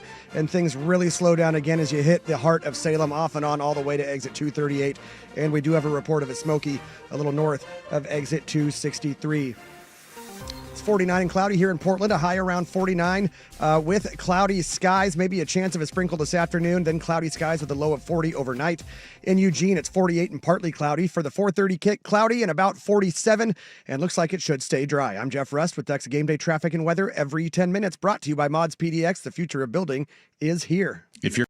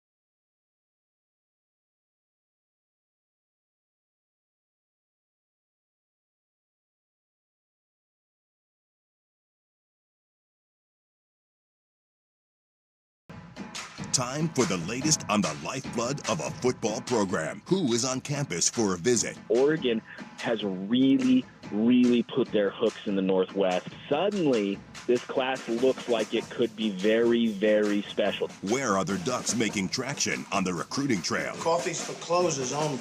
It's the Recruiting Report with Andrew Nimick. Coors Light presents Ducks Game Day on the Fan Sports Network, 105.1, 1080, and the Odyssey app. All right, let's talk a little recruiting. Not often we get to do this at this point in the year and kind of recap the signing day class and what is to come for Oregon. Joining us now, Andrew Nimick, as he does every pregame show, at Andrew Nimick on Twitter. Go give him a follow. The host of the West Coast Bias podcast with Souk, and you can also remember every Thursday right after primetime right here on 105.1 FM. The Fan. Nimick, good morning to you. As we kind of put a bow on National Signing Day just a couple weeks ago, what are the biggest takeaways and where Oregon ended up? Not quite the number one class, but still a tremendous haul for Dan Lanning again this year. Oh, I think in some ways this is the most impressive recruiting class I've ever seen at Oregon. It flirted with the number one class in the nation for a long time. But look around the rest of the country. We had situations where head coaches left, key coordinators left. Oregon in the last 72 hours before signing day officially lose both of their coordinators. They didn't lose a commitment. They didn't lose a single guy. And to show you degree of difficulty in that, Ohio State's been just a wide receiver factory. Brian Hartline announces he's going to South Florida, and Chris Henry Jr.'s recruitment turns into a 48-hour circus. Now, they were able to get him back, but it was stressful. Right. Oregon had a stress-free signing day in which they signed a consensus top 5 class, number 2 in terms of rating per commit, the highest number of 5-star recruits they've ever gotten, recruits from all over the country.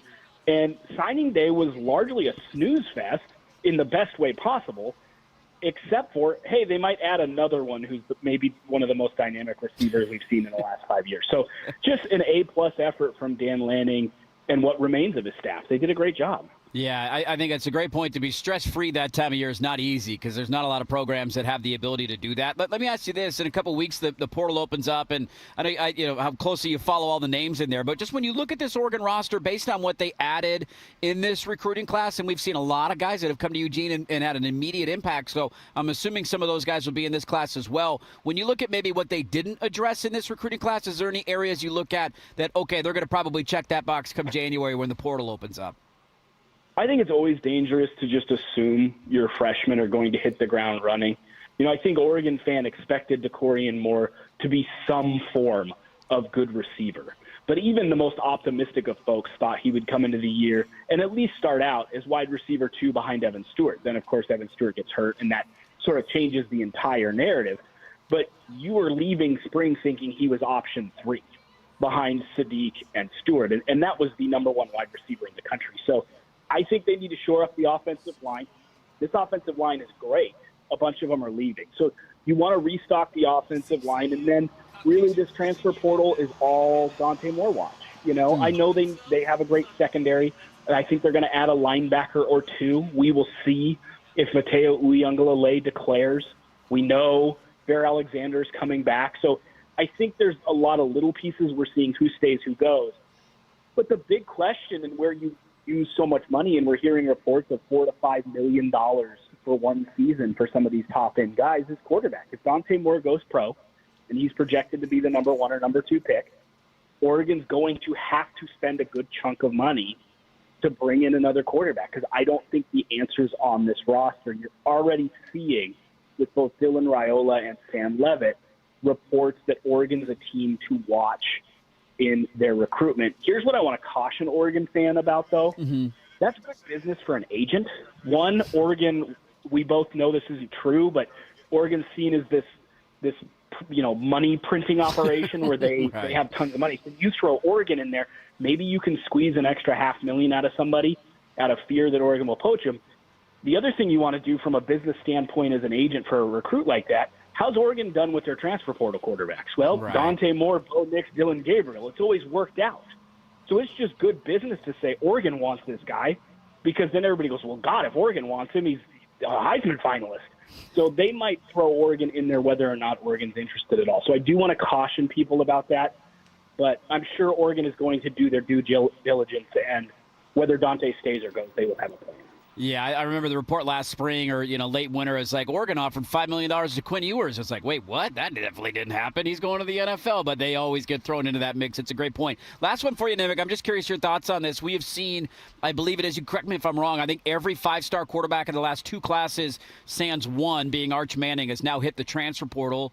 Raiola and, Lagway, obviously Dante Moore was a guy in that mix. Has Oregon kind of figured it out? Like they have been in the mix for some of these top recruits out of high school, maybe haven't finished, maybe you're second or third on their list, and then all these guys end up hitting the portal. Is that kind of the way that most programs should be handling it? Because you just never know how a high school kid's going to adjust to the college level.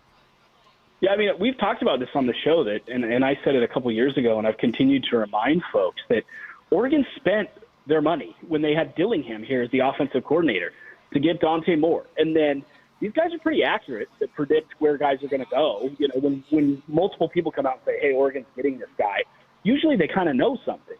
And Oregon went 0 for their next 7 when it was like Oregon's getting him and Nebraska. Right. Oregon's getting him, Missouri. And you went, what happened? Oregon ran out of NIL money because Dante Moore cost a bag. And you saw the depth of that class take a big hit until he decommitted. And that was the year that Oregon landed Novosad and 5 or 6 other guys right at the end before signing day. And so what Oregon has done since then is say, we like quarterbacks in that 10 to 20 range. Let's take the guy we like the best out of that group that doesn't cost $3 million a year, $4 million a year, and spread that money around, because as we've seen, those are big ticket items. But you can get a really high-end 4-star linebacker for, $250,000. Well, if you're spending $4 million for just a quarterback compared to maybe $200,000, you might add 10 more really good pieces to your class right. by just taking a guy that, again, has an 80% chance of transferring anyway. So we'll wait to spend, again, if you're Oregon, I'm saying, we'll wait to spend our money when we know it's a sure thing. He fits our timeline, we fit his timeline. And instead, let's use that money to surround him with a complete team, where we only have to then kind of be a sniper in the transfer portal and get what we really need, rather than spend a ton on a quarterback and suddenly now we have 12 spots we need to upgrade in the portal to make this quarterback successful so that we'll stay. Yeah.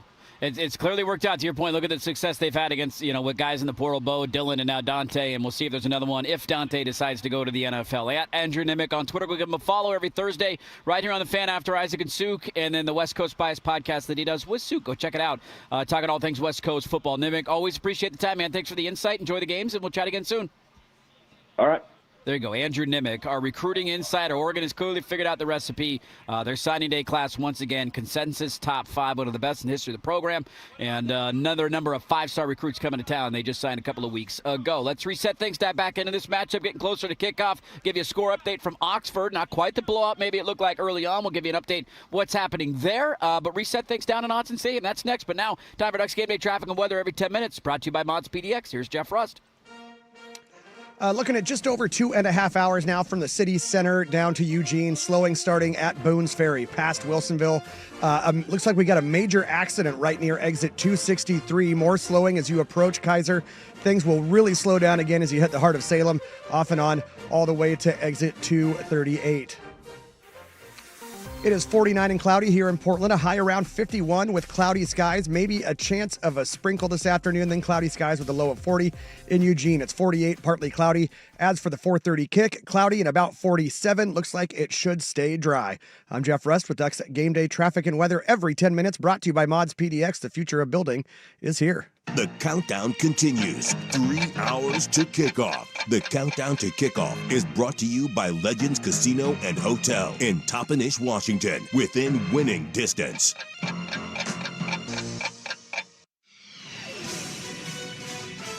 Time for the second half. Live from Autzen Stadium, Coors Light presents Ducks Game Day. Coors Light, choose chill, celebrate responsibly. Today, we talk with our pads. Dante ready for the ball, got it, back to throw. Pressure comes, steps up, throws down the middle, it is caught. 45-yard line, 40, down across the 30, may score, 10, 5, touchdown Oregon! We're getting you ready for today's game between the Oregon Ducks and the James Madison Dukes in the first round of the College Football Playoff. Oregon Ducks football on the Fan is brought to you by Coors Light, Vic Hanna Dealerships, Philbrook Law, Video Only, Bellagio's Pizza, Langdon Farms Golf Club, Wilsonville Toyota, Mountaintop Metal Roofing, Victor Rico's Mexican Food, Legends Casino Hotel, Mods PDX, and Laurelhurst Market Steakhouse and Butcher Shop. Touchdown Oregon! Now here's your hosts, Andy Johnson, Dusty Hara, and Oregon Hall of Famer Anthony Newman on the Fan Sports Network, 105.1, 1080, and the Odyssey app. Welcome back in down at Autzen Stadium.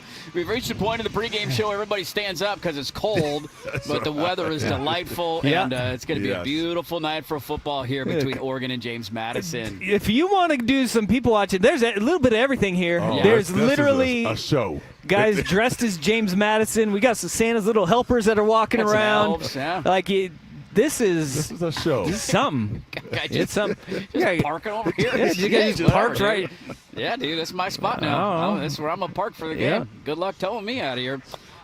Andy Dirt Johnson, Anthony Newman, Dusty Kind of Hara hidden hanging out behind with the you. pillar, though. Yeah, That's a nobody good can see move. it. That's smart. a solid move. Smart call, man. I'll just tell you what. You always learn something when you play a fan base for the first time, right? James Madison in Oregon. I don't believe, to my knowledge, I don't think they've ever played. I'm assuming they haven't. They have not. This is the first time James Madison has ever played in the Pacific time zone. Which is just wild, That but is it makes crazy. sense for an FCS team forever, right? That you're not going to make this trip all the way out. Cost them too much. It's expensive, right? When you're at that level and you're playing the power teams, right? You're just playing teams. Oregon plays Portland State or Montana State locally, or Idaho, right? Yes. So they're not making the trip all the way out here. But you learn something when fan bases come out. I'll tell you what, James Madison fans like having a good time. They are having an absolute blast right now.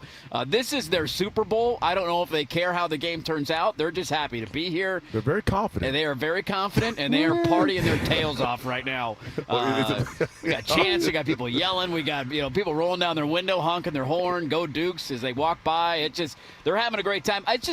There's a cool factor for me today, guys. We've been coming to Oregon games forever, right? Anthony, you played here. Dusty, you grew up around the program. I went to school here. Not many times you get to come to a game where you say it's the first time it's ever happened. Now we've had a few more of them recently, right? With Big Ten, or it's a little bit different, right? Yeah. But not often you get to come in and say first time ever, and this is the first time this will ever happen, a college football playoff game in Autzen Stadium tonight. Well, it's crazy because you think about the game itself and what does it mean, and it means a lot to James Madison. It really does. And I remember my sophomore year, we go to Nebraska. Nebraska at that time was a powerhouse. They were just blowing people out of the water. And our fans, we had maybe about 200 fans out there screaming and yelling before the game, talking a lot of noise. But we got beat 63-0. We had 3 points. Okay. Nice shutout. Look at that. Right. So reality hits after a while, and so for me, I'm sitting there listening to these fans of James Madison. I'm going, boy, they're confident. I'm like, I've been there. Can we start the game? Right. Can we really start the game? Because we're talking about the offense, defense, special teams. Let's just play the game right now. Yep. I want to see what's going to happen. It kind of seems like a lot of the purple is going the Costanza route. It's not a lie if you believe it. That's right. You keep telling yourself you got a chance. You're going to believe it, and then the game's going to start. Yeah. And we'll see how it all plays out. The biggest thing we've all circled for this one, guys, is who's in, who's out. What do we know? What's the latest injury report? Let's dive into that coming up next. We are down at Autzen Stadium, hour number 2 of Ducks Game Day on the Fan. As always, brought to you by Frost Brew Coors Light, the world's most refreshing beer. Injury report news next on 105.1 FM The Fan. Hi, I'm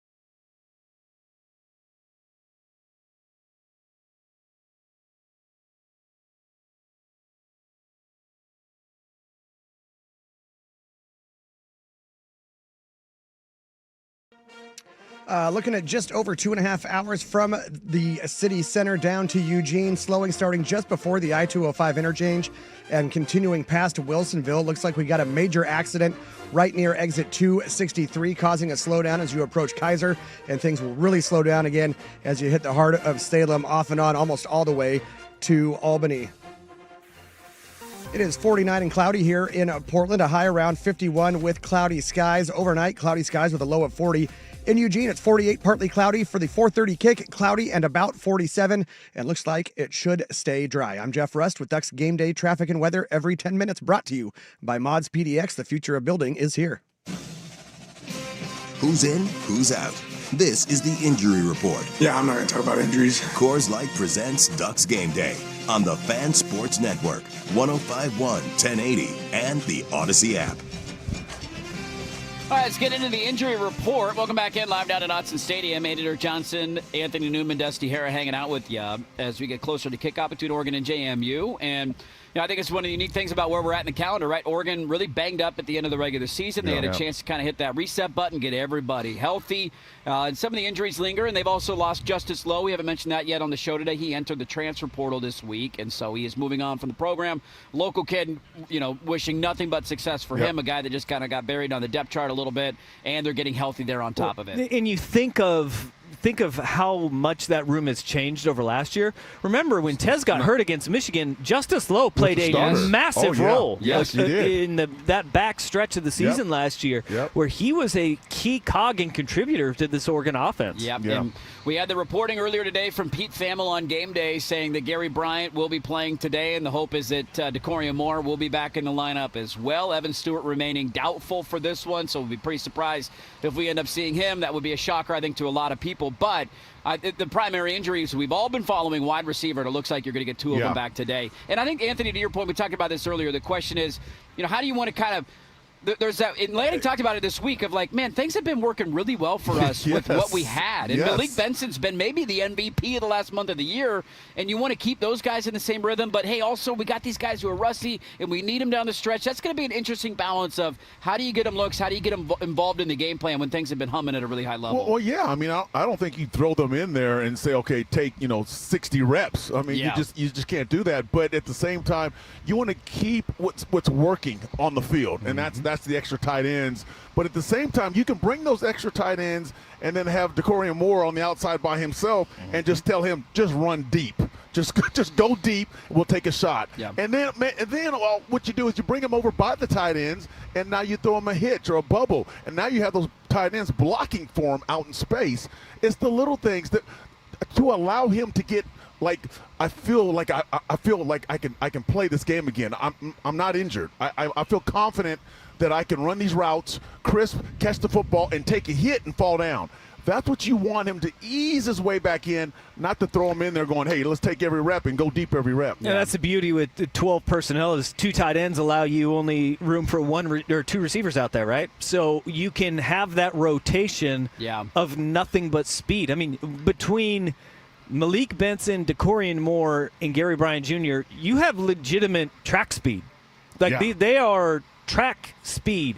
And so you don't have to just sit him out there, as you were saying, for 60 snaps and say, all right, we're going to have to lean on you. Nope. You cut that down to 20 with the three-man rotation of just saying, all right, go be fast. Be the best player out on the field. And then you add Jeremiah McClellan into that mix, Cooper Perry into that mix. Like, you have plenty of bodies that have proven they're reliable. One other note, too. I'm just curious to see when he's back and what he looks like if he plays. Trey McNutt, a guy who's been out all year long, one of those highly touted recruits from last year's class. I think the number one player in Ohio, at least one of the top number one safety in the country, right? And he was turning heads in training camp. Goes down with a devastating broken leg injury at the end of camp. Has missed all year. He's back, potentially playing, and so just another body that you might get in that secondary would be a lot of fun to see him get some snaps. And that's going to be the hard part for him, though, and Anthony, you can speak to this, is that young man has not played a game since high school football. No, in your first game. The speed is going to be what is even. I mean, we were talking the speed difference between Oregon and JMU. The speed difference is going to be pretty quick for him. And this is not August. It is not. It's December. No. I mean, and everybody's been playing. So the game is going to be a lot faster for him. But again, with him, it's the same thing. You got to put him in there, and you got to ease him in there a little bit. and maybe short yardage situations, or maybe red zone, so he doesn't have to deal with a lot of space. But space is a killer. Yeah. And if you get a guy all of a sudden has to deal with space, and he hasn't dealt with space and trying to tackle with guys who can run, and you haven't done it since high school, that's tough. That's one advantage of it. It is a lopsided game in the second half. Go get some reps, right? Go get your feet wet a little bit and kind of work your kinks out, because of your point, he hasn't played in a long time. Last note that he's number 8, by the way. Number 8 defensively, yes. Is he? Hey, we got number 8? He's number 8. He's not the OG, but he is number 8. He's not, like Anthony's like, okay, well, maybe we should play him 60 snaps. Let's get that guy out Let's there, go. man. Get number 8 out there. Last note that we saw Keep this an eye week, out for because him. they got to put cameras, or the playoff makes them have cameras, access for practice and all that. First couple of minutes of practice on Monday. You know who else is in uniform still practicing? And it went against all the theories everybody had online. Mekhi Hughes is still here. He's still practicing. Wow. And that was one where he announced that he was going to redshirt. Everybody thought, oh, he's gone. He's got, where's he going to the point? And he might still. I have no clue what his future plans are. That was another one that everybody circled of like, oh, he's okay. Interesting. Well, interesting. When you can still redshirt. Yeah. And this is the thing, culture. Dan Lanning talks about it. People roll their eyes at it and say Oregon is money, money, money, money, money. Culture. No. Culture. Yep. The young man announced he was going to transfer. What did Dan Lanning do? He said, we're going to help him out in any way that we possibly can. Yeah. We want to do right by him.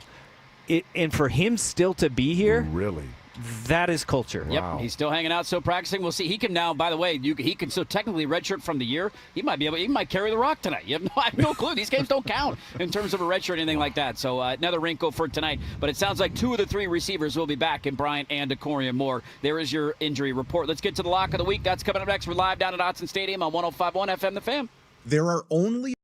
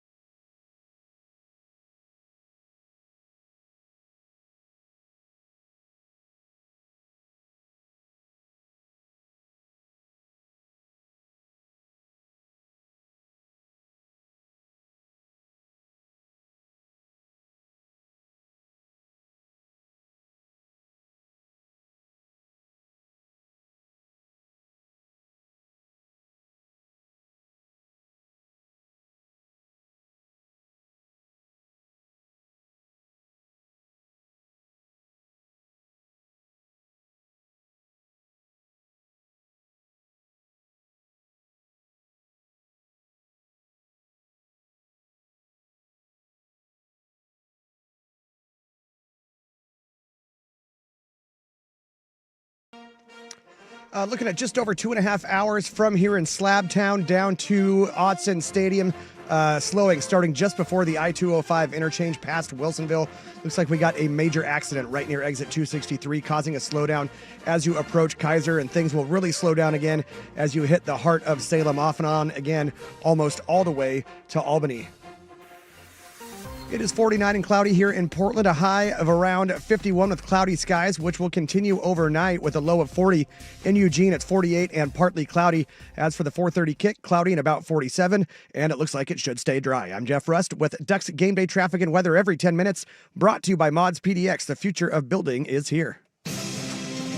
It's time for winners. The lock of the week. And here's the handoff. Whittington 10-5. Touchdown. No Whittington. Where our hosts share their picks of the week. Brought to you by Legends Casino Hotel in Toppenish, Washington. within winning distance. Coors Light presents Ducks Game Day on the Fan Sports Network, 105.1, 1080, and the Odyssey app. All right, welcome back in. Live down at Autzen Stadium. Getting closer to kick. Your score update from Oxford. It is 17-3. Ole Miss with the lead over Tulane. They just got another stop. Quick 14-0 start, and Tulane's kind of held their own defensively here later on in the first half, nearing the end of the first half there between Ole Miss and Tulane. 17-3 is your score, and Ole Miss is going to get the ball back. This is a tough one to do, boys, because I can't do the Oregon game. I've had such a bad year that I'm not going to touch that. Are you going to go Brawl of the Wild? Wait, is that game going on? Game's going on right now. It's happening right now. Montana State's up on Montana 13-3. So I really only have one other option today. What a great name. Do you guys know anything about Illinois State and Villanova? Yeah, Illinois State's on a heater. Okay. They're like a 5-loss team, but they are on a heater. They're 11-4, and they're a 1.5-point favorite tonight. Don't do it. At Villanova. Let's take Illinois State minus 1.5 tonight. There's your lock of the week. How about that? I got nothing else to gamble on. I got always nothing so else. confident.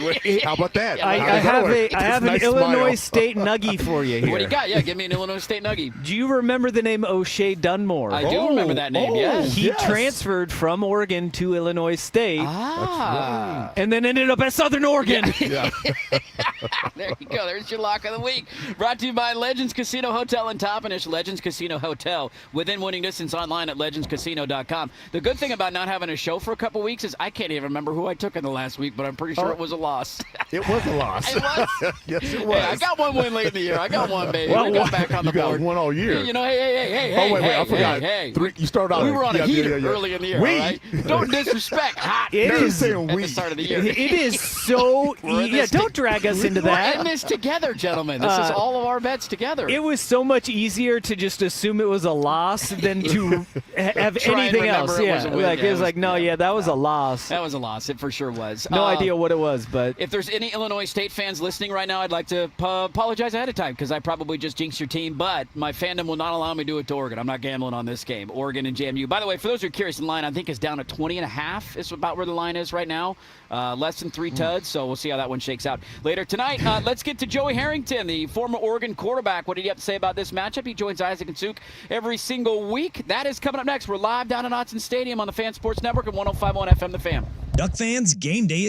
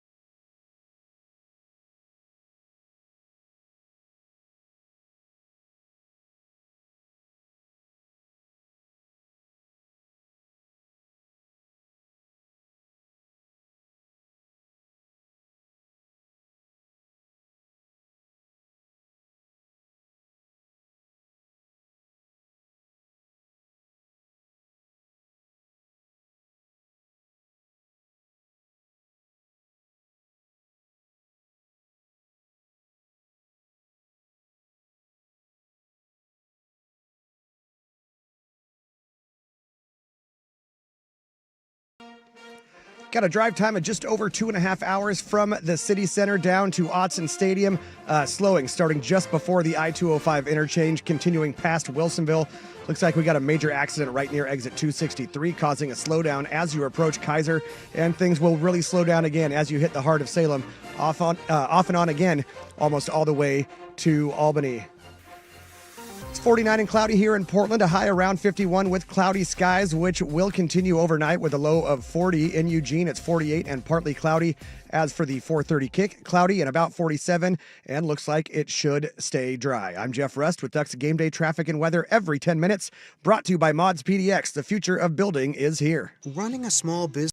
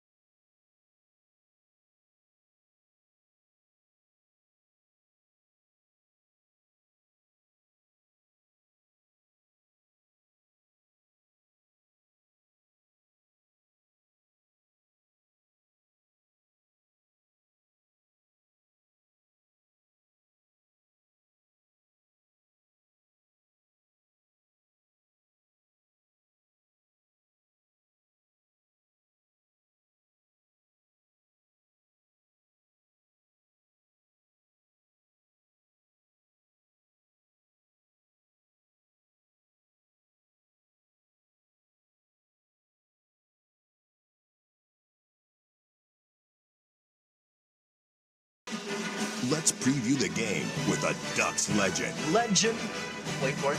Daring. Captain Comeback, Joey Harrington, from his weekly visit every Friday on Primetime. I would call myself somebody who's been around for a long, long, long time and wants to tell some nice stories. Brought to you by Mods PDX. The future of building is here. Touchdown, Oregon. Coors Light presents Ducks Game Day on the Fan Sports Network, 105.1, 1080, and the Odyssey app. 4:30, Autzen Stadium, the first ever college football game, home game, I should say, for your Oregon Ducks. And dare I say, it feels a little flat right now. I think that's maybe what you were alluding to. Yeah. Yeah. Because let's college football playoff. Yeah. Fantastic. First ever at the stadium. Yep. Why do I feel like this is Liberty Part 2? Yeah. Well, have you seen the empty seats? That's exactly. And I'm not the only one who, a lot. Yeah. And part of that is because the NCAA is trying to charge like $382 for it. Like, come on. Yeah, it's spendy, man. Let's take. There has to be some sort of you're charging students. Yeah. You at a time when the students are now out of school, right? You are dealing with a fan base where over a third of the people at the stadium travel over an hour and a half to get to the game. Yeah. Right. So you are the weekend of before Christmas, in the middle of an atmospheric river. Yeah. When the students are out. And it's not like you sent Alabama or Notre Dame to come play at Autzen, right? There has to be some sort of like awareness. Oh boy, I'm on it. Okay, so here's the thing, and here's kind of why I'm going around in circles on this. I'm not nervous, but I'm very nervous. But I'm not very nervous. I'm only kind of nervous. But I'm not really kind of nervous because I'm really confident. Yeah. Because as much as you look at this and say Oregon's a 3-touchdown favorite, they should win by they should win by a million. This one's going to be over. That's what Michigan thought against Appalachian State. And fine, we want to talk about first game of the year, fine. That's what Oklahoma thought against Boise State. Yeah. And does it happen often? No, it doesn't. But it happens frequently enough, and I will say more so in the NCAA basketball tournament. But nobody wants to be Virginia. Yeah. Right? Nobody wants to be the number one seed that gets beat by a 16. Because you know what? You say the name Appalachian State, and everybody in the football world knows exactly what you're talking about. Yep. Is it going to happen? No, it's not going to happen. Of course it's not. That happens once in a blue moon. So what's more likely going to happen is we're going to play like we did against Liberty, and that game is going to be over by about, 7 minutes into the second quarter. And then we're going to be sitting there and not really even pay attention. And the people in the stands are going to be thinking, well, why did I drive an hour and a half, 2 hours to get here? Just to leave at halftime. But then, if that's not what happens and it's a close game, what has happened now is all those James Madison fans have filled up those empty seats, and so now you've got a third quarter coming out of halftime with a purple stadium. In a purple stadium with a motivated team of James Madison that you don't want to be Boise State. Like, this is the circuit, but then you say there's no way that's going to happen because we have 173 times better talent than they do. They haven't sniffed a 5-star ever, not that we have, but this is the colossal, this is bigger than the Liberty Oregon game. This is a David and Goliath type matchup. And so, I don't know where to stand. I don't know what to think. I know what should happen. I know what I don't want to happen, and now you've just got me all fired up and Joey Harrington's appearance every Friday on Primetime with Isaac and Suk, brought to you by Mods PDX. The future of building is here. Television sales on Black Friday set new records.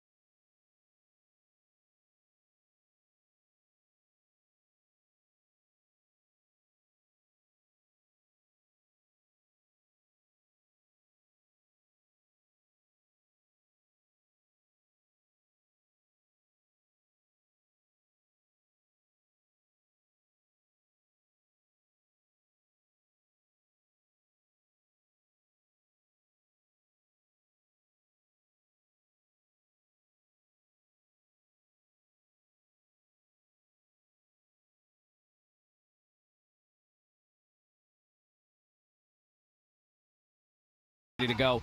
Should be a fun one here tonight, 4:30 kick. Let's hear from the color analyst of the Oregon Ducks, Mike Jorgensen. He's got his shorts on. He's ready to go. Yeah, he is. Jordy, He's ready. Let's go. Coming up next on the Ducks pregame show. But now, time for Ducks Game Day weather and traffic every 10 minutes. Brought to you by Mods PDX. Here's Jeff Rust. I got a drive time of just over 2.5 hours from the city center down to Eugene, slowing starting just before the I-205 interchange and past Wilsonville. Looks like we've got an accident right near exit 263. That's causing a big slowdown as you approach Kaiser, and things will really slow down again on the south side of Salem, off and on almost all the way to Albany. We do have reports of Smokies at exit 263, exit 260, and exit 228. It is 49 and cloudy here in Portland, a high around 51 with cloudy skies, which will continue overnight with a low of 40. In Eugene, it's 48, partly cloudy. As for the 4:30 kick, cloudy and about 47. A great day for football. I'm Jeff Rust with Ducks Game Day traffic and weather every 10 minutes.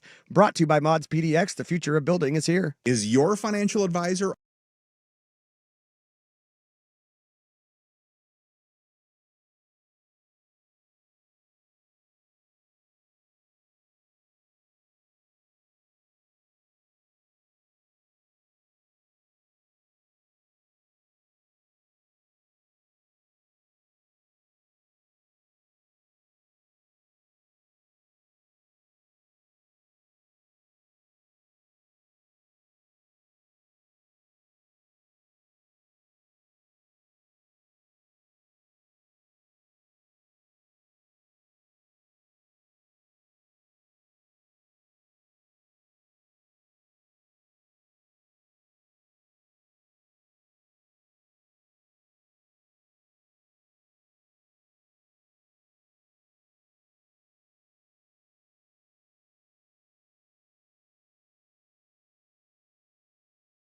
Time for the inside look at the Ducks and today's matchup. Ask Jorgie.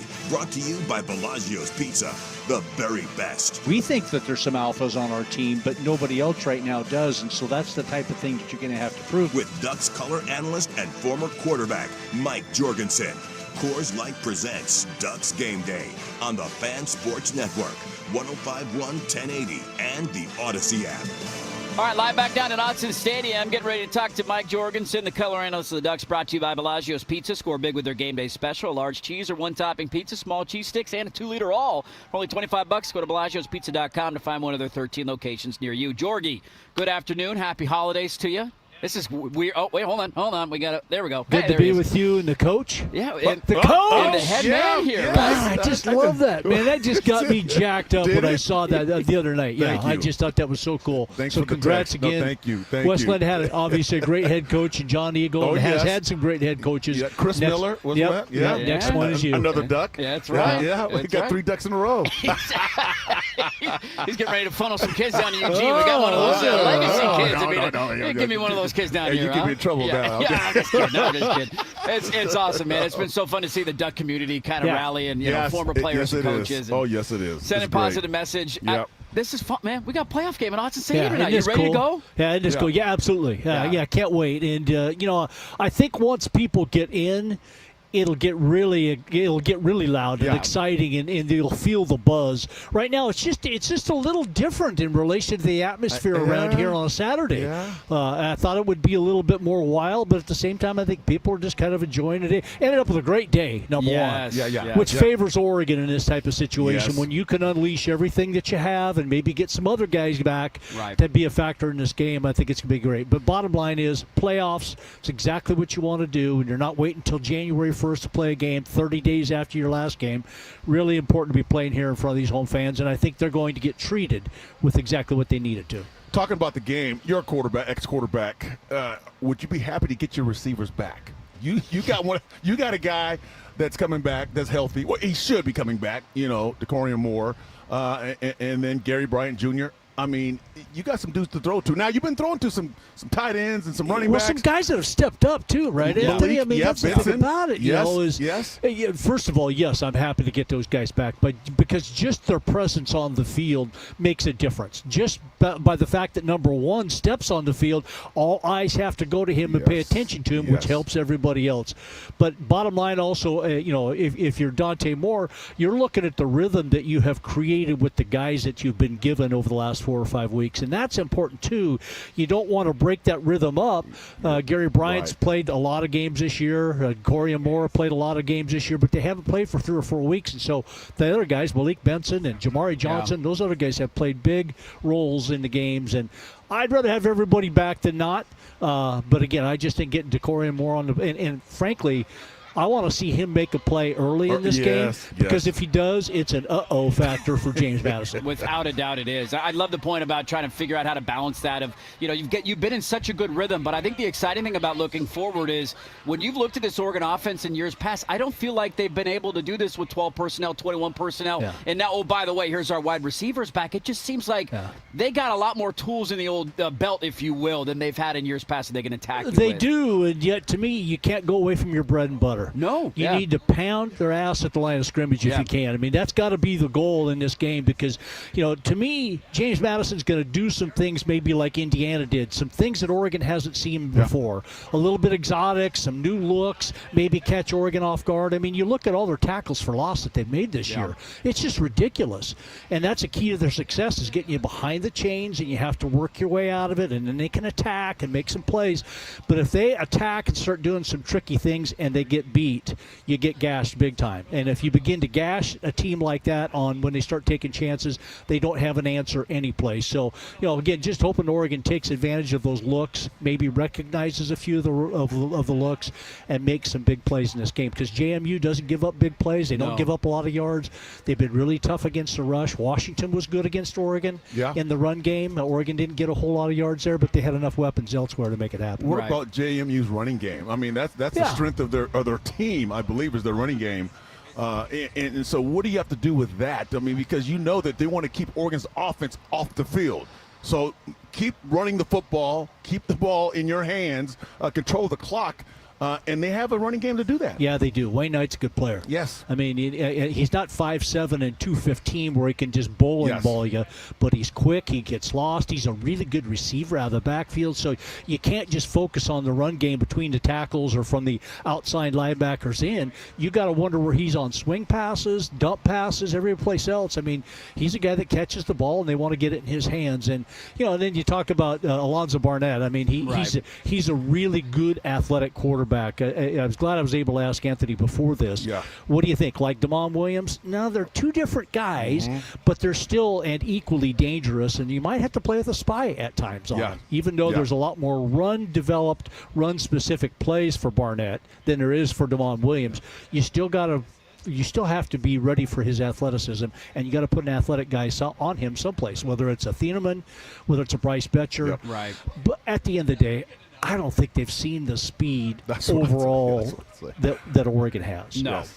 And well, I think to add to that defensively, too, I'd imagine coming into this game that you trust. They played a lot of press man, and, hey, we got two corners that are big and long and physical, we trust. I'd imagine this is another game tonight where you're not worried about having two high safeties the entire game. You're going to run the football, we're not going to let you run the football, and good luck throwing the ball on Finney and Obadegu or whoever else is out there. You could do it. And, again, with the physicality and the speed that Oregon has, they're going to have to step up and be ready for it. And I think even the coaches, the way that they would be coached this week is, guys, things are going to happen a lot faster than they do in any of the other games, so you got to be ready for it. But until you see it and until you experience it, and if you get beat by it a few times, it just wows you. And so it's going to be those ones where Oregon, what I love about this team is I don't care who they played this year. I don't care if it's Rutgers or if it's Montana State or if it's Oregon State or Oklahoma State, or whether it's on the road in Iowa or in a tough physical game against Wisconsin in really bad weather here. They come out, they've been ready to play. They haven't come out and just waltzed their way through any game. They come out, they take care of business, they play hard throughout.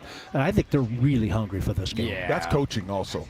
Yeah, I agree. Dan Lanning and that coaching, the culture. Yes, that's what that is. Well, it's also a group, I imagine, that still has a taste of January 1st in their mouth from last year. It's a 13-0 Big Ten champ team. You're down 34-0 in the first half. They've been waiting a long time to get another crack in one of these, and so now you got JMU in town, and, hey, if they got to be the sacrificial lamb standing in the way, bring it on. I did want to ask you from a quarterback angle, just incredibly impressed with what we've seen from Dante this year, the ups and the downs, and obviously, Indiana gets him, confused him a little bit, Wisconsin bad weather, Iowa bad weather.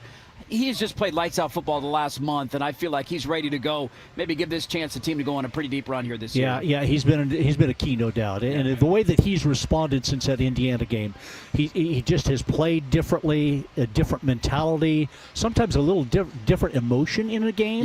Versus being kind of flat and under control. And flat, I don't mean in a disrespectful way. I mean just no emotion. He's on that Husky rushing touchdown. He's yelling at the camera. I mean, right? Dante, what? I mean, I like that. You know, you don't have to do it all the time. But every once in a while, it kind of got me a little bit fired up, and I think a lot of people fired up when you see that. So he's been a different guy. He just makes really good decisions. They've used his legs at times to keep defenses honest, but not too much to get him hurt. And, they might do that with James Madison, because if all of a sudden you have to worry about another guy and you're not playing with one arm behind your back if you're Oregon offensively, it just makes it that much tougher. And so really looking forward to this game. I'm excited. It's going to be a ton of fun. Have a great call, Jorgie. As always, great catching up with you. And take care of business tonight. We'll talk to you New Year's Day, I guess, bright and early. Good maybe. to see you guys. Merry Christmas. Happy New Year. There you go. Merry Christmas. Never thought we'd be here this late in the year, but it is fun. Live down in Autzen. Thanks again to Jorgie. We'll wrap up our show coming up next, 105.1 FM The Fan. We're here again.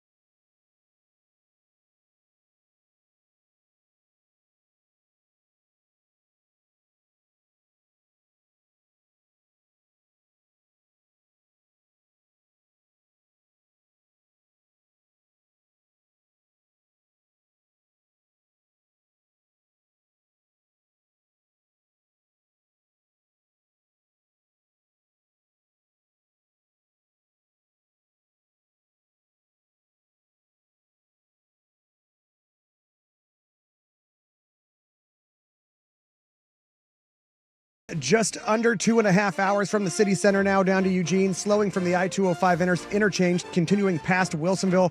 Looks like we got an accident right near exit 263, causing a slowdown as you approach Kaiser. Things will get really slow again on the south side of Salem, off and on almost all the way to Albany. We got reports of a smoky at exit 263, exit 260, exit 234, and exit 228. Another one south of 228, and another one south of exit 216. 49 and cloudy here in Portland, a high around 51 with cloudy skies, which will continue overnight with a low of 40 in Eugene. It's 48 and partly cloudy. As for the 4:30 kit, cloudy and about 47. Looks like it should stay dry. I'm Jeff Rust with Ducks Game Day traffic and weather every 10 minutes. Brought to you by Mods PDX. The future of building is here. The grill is sizzling. Some teams are cooked. It's time for What's at Stake. You know what? I'm going to cook on your grill. A look at the smoking hot games in college football. Brought to you by Laurelhurst Market Steakhouse and Butcher Shop. More than just your favorite neighborhood steakhouse. I am going to have that third steak after all. Go ahead and put that order in now. Coors Light presents Ducks Game Day on the Fan Sports Network, 105.1, 1080, and the Odyssey app.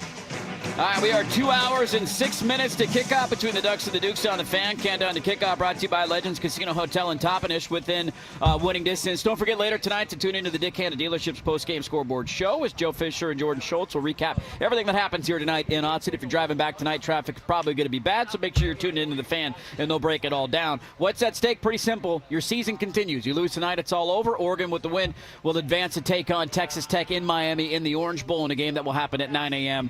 on New Year's Day. What's at stake? Brought to you by Laurelhurst Market. More than just your friendly neighborhood steakhouse. Make your reservation today at laurelhurstmarket.com. Our final segment and final thoughts on the game as we wrap up down at Autzen is next on 105.1 FM The Fan. Have a special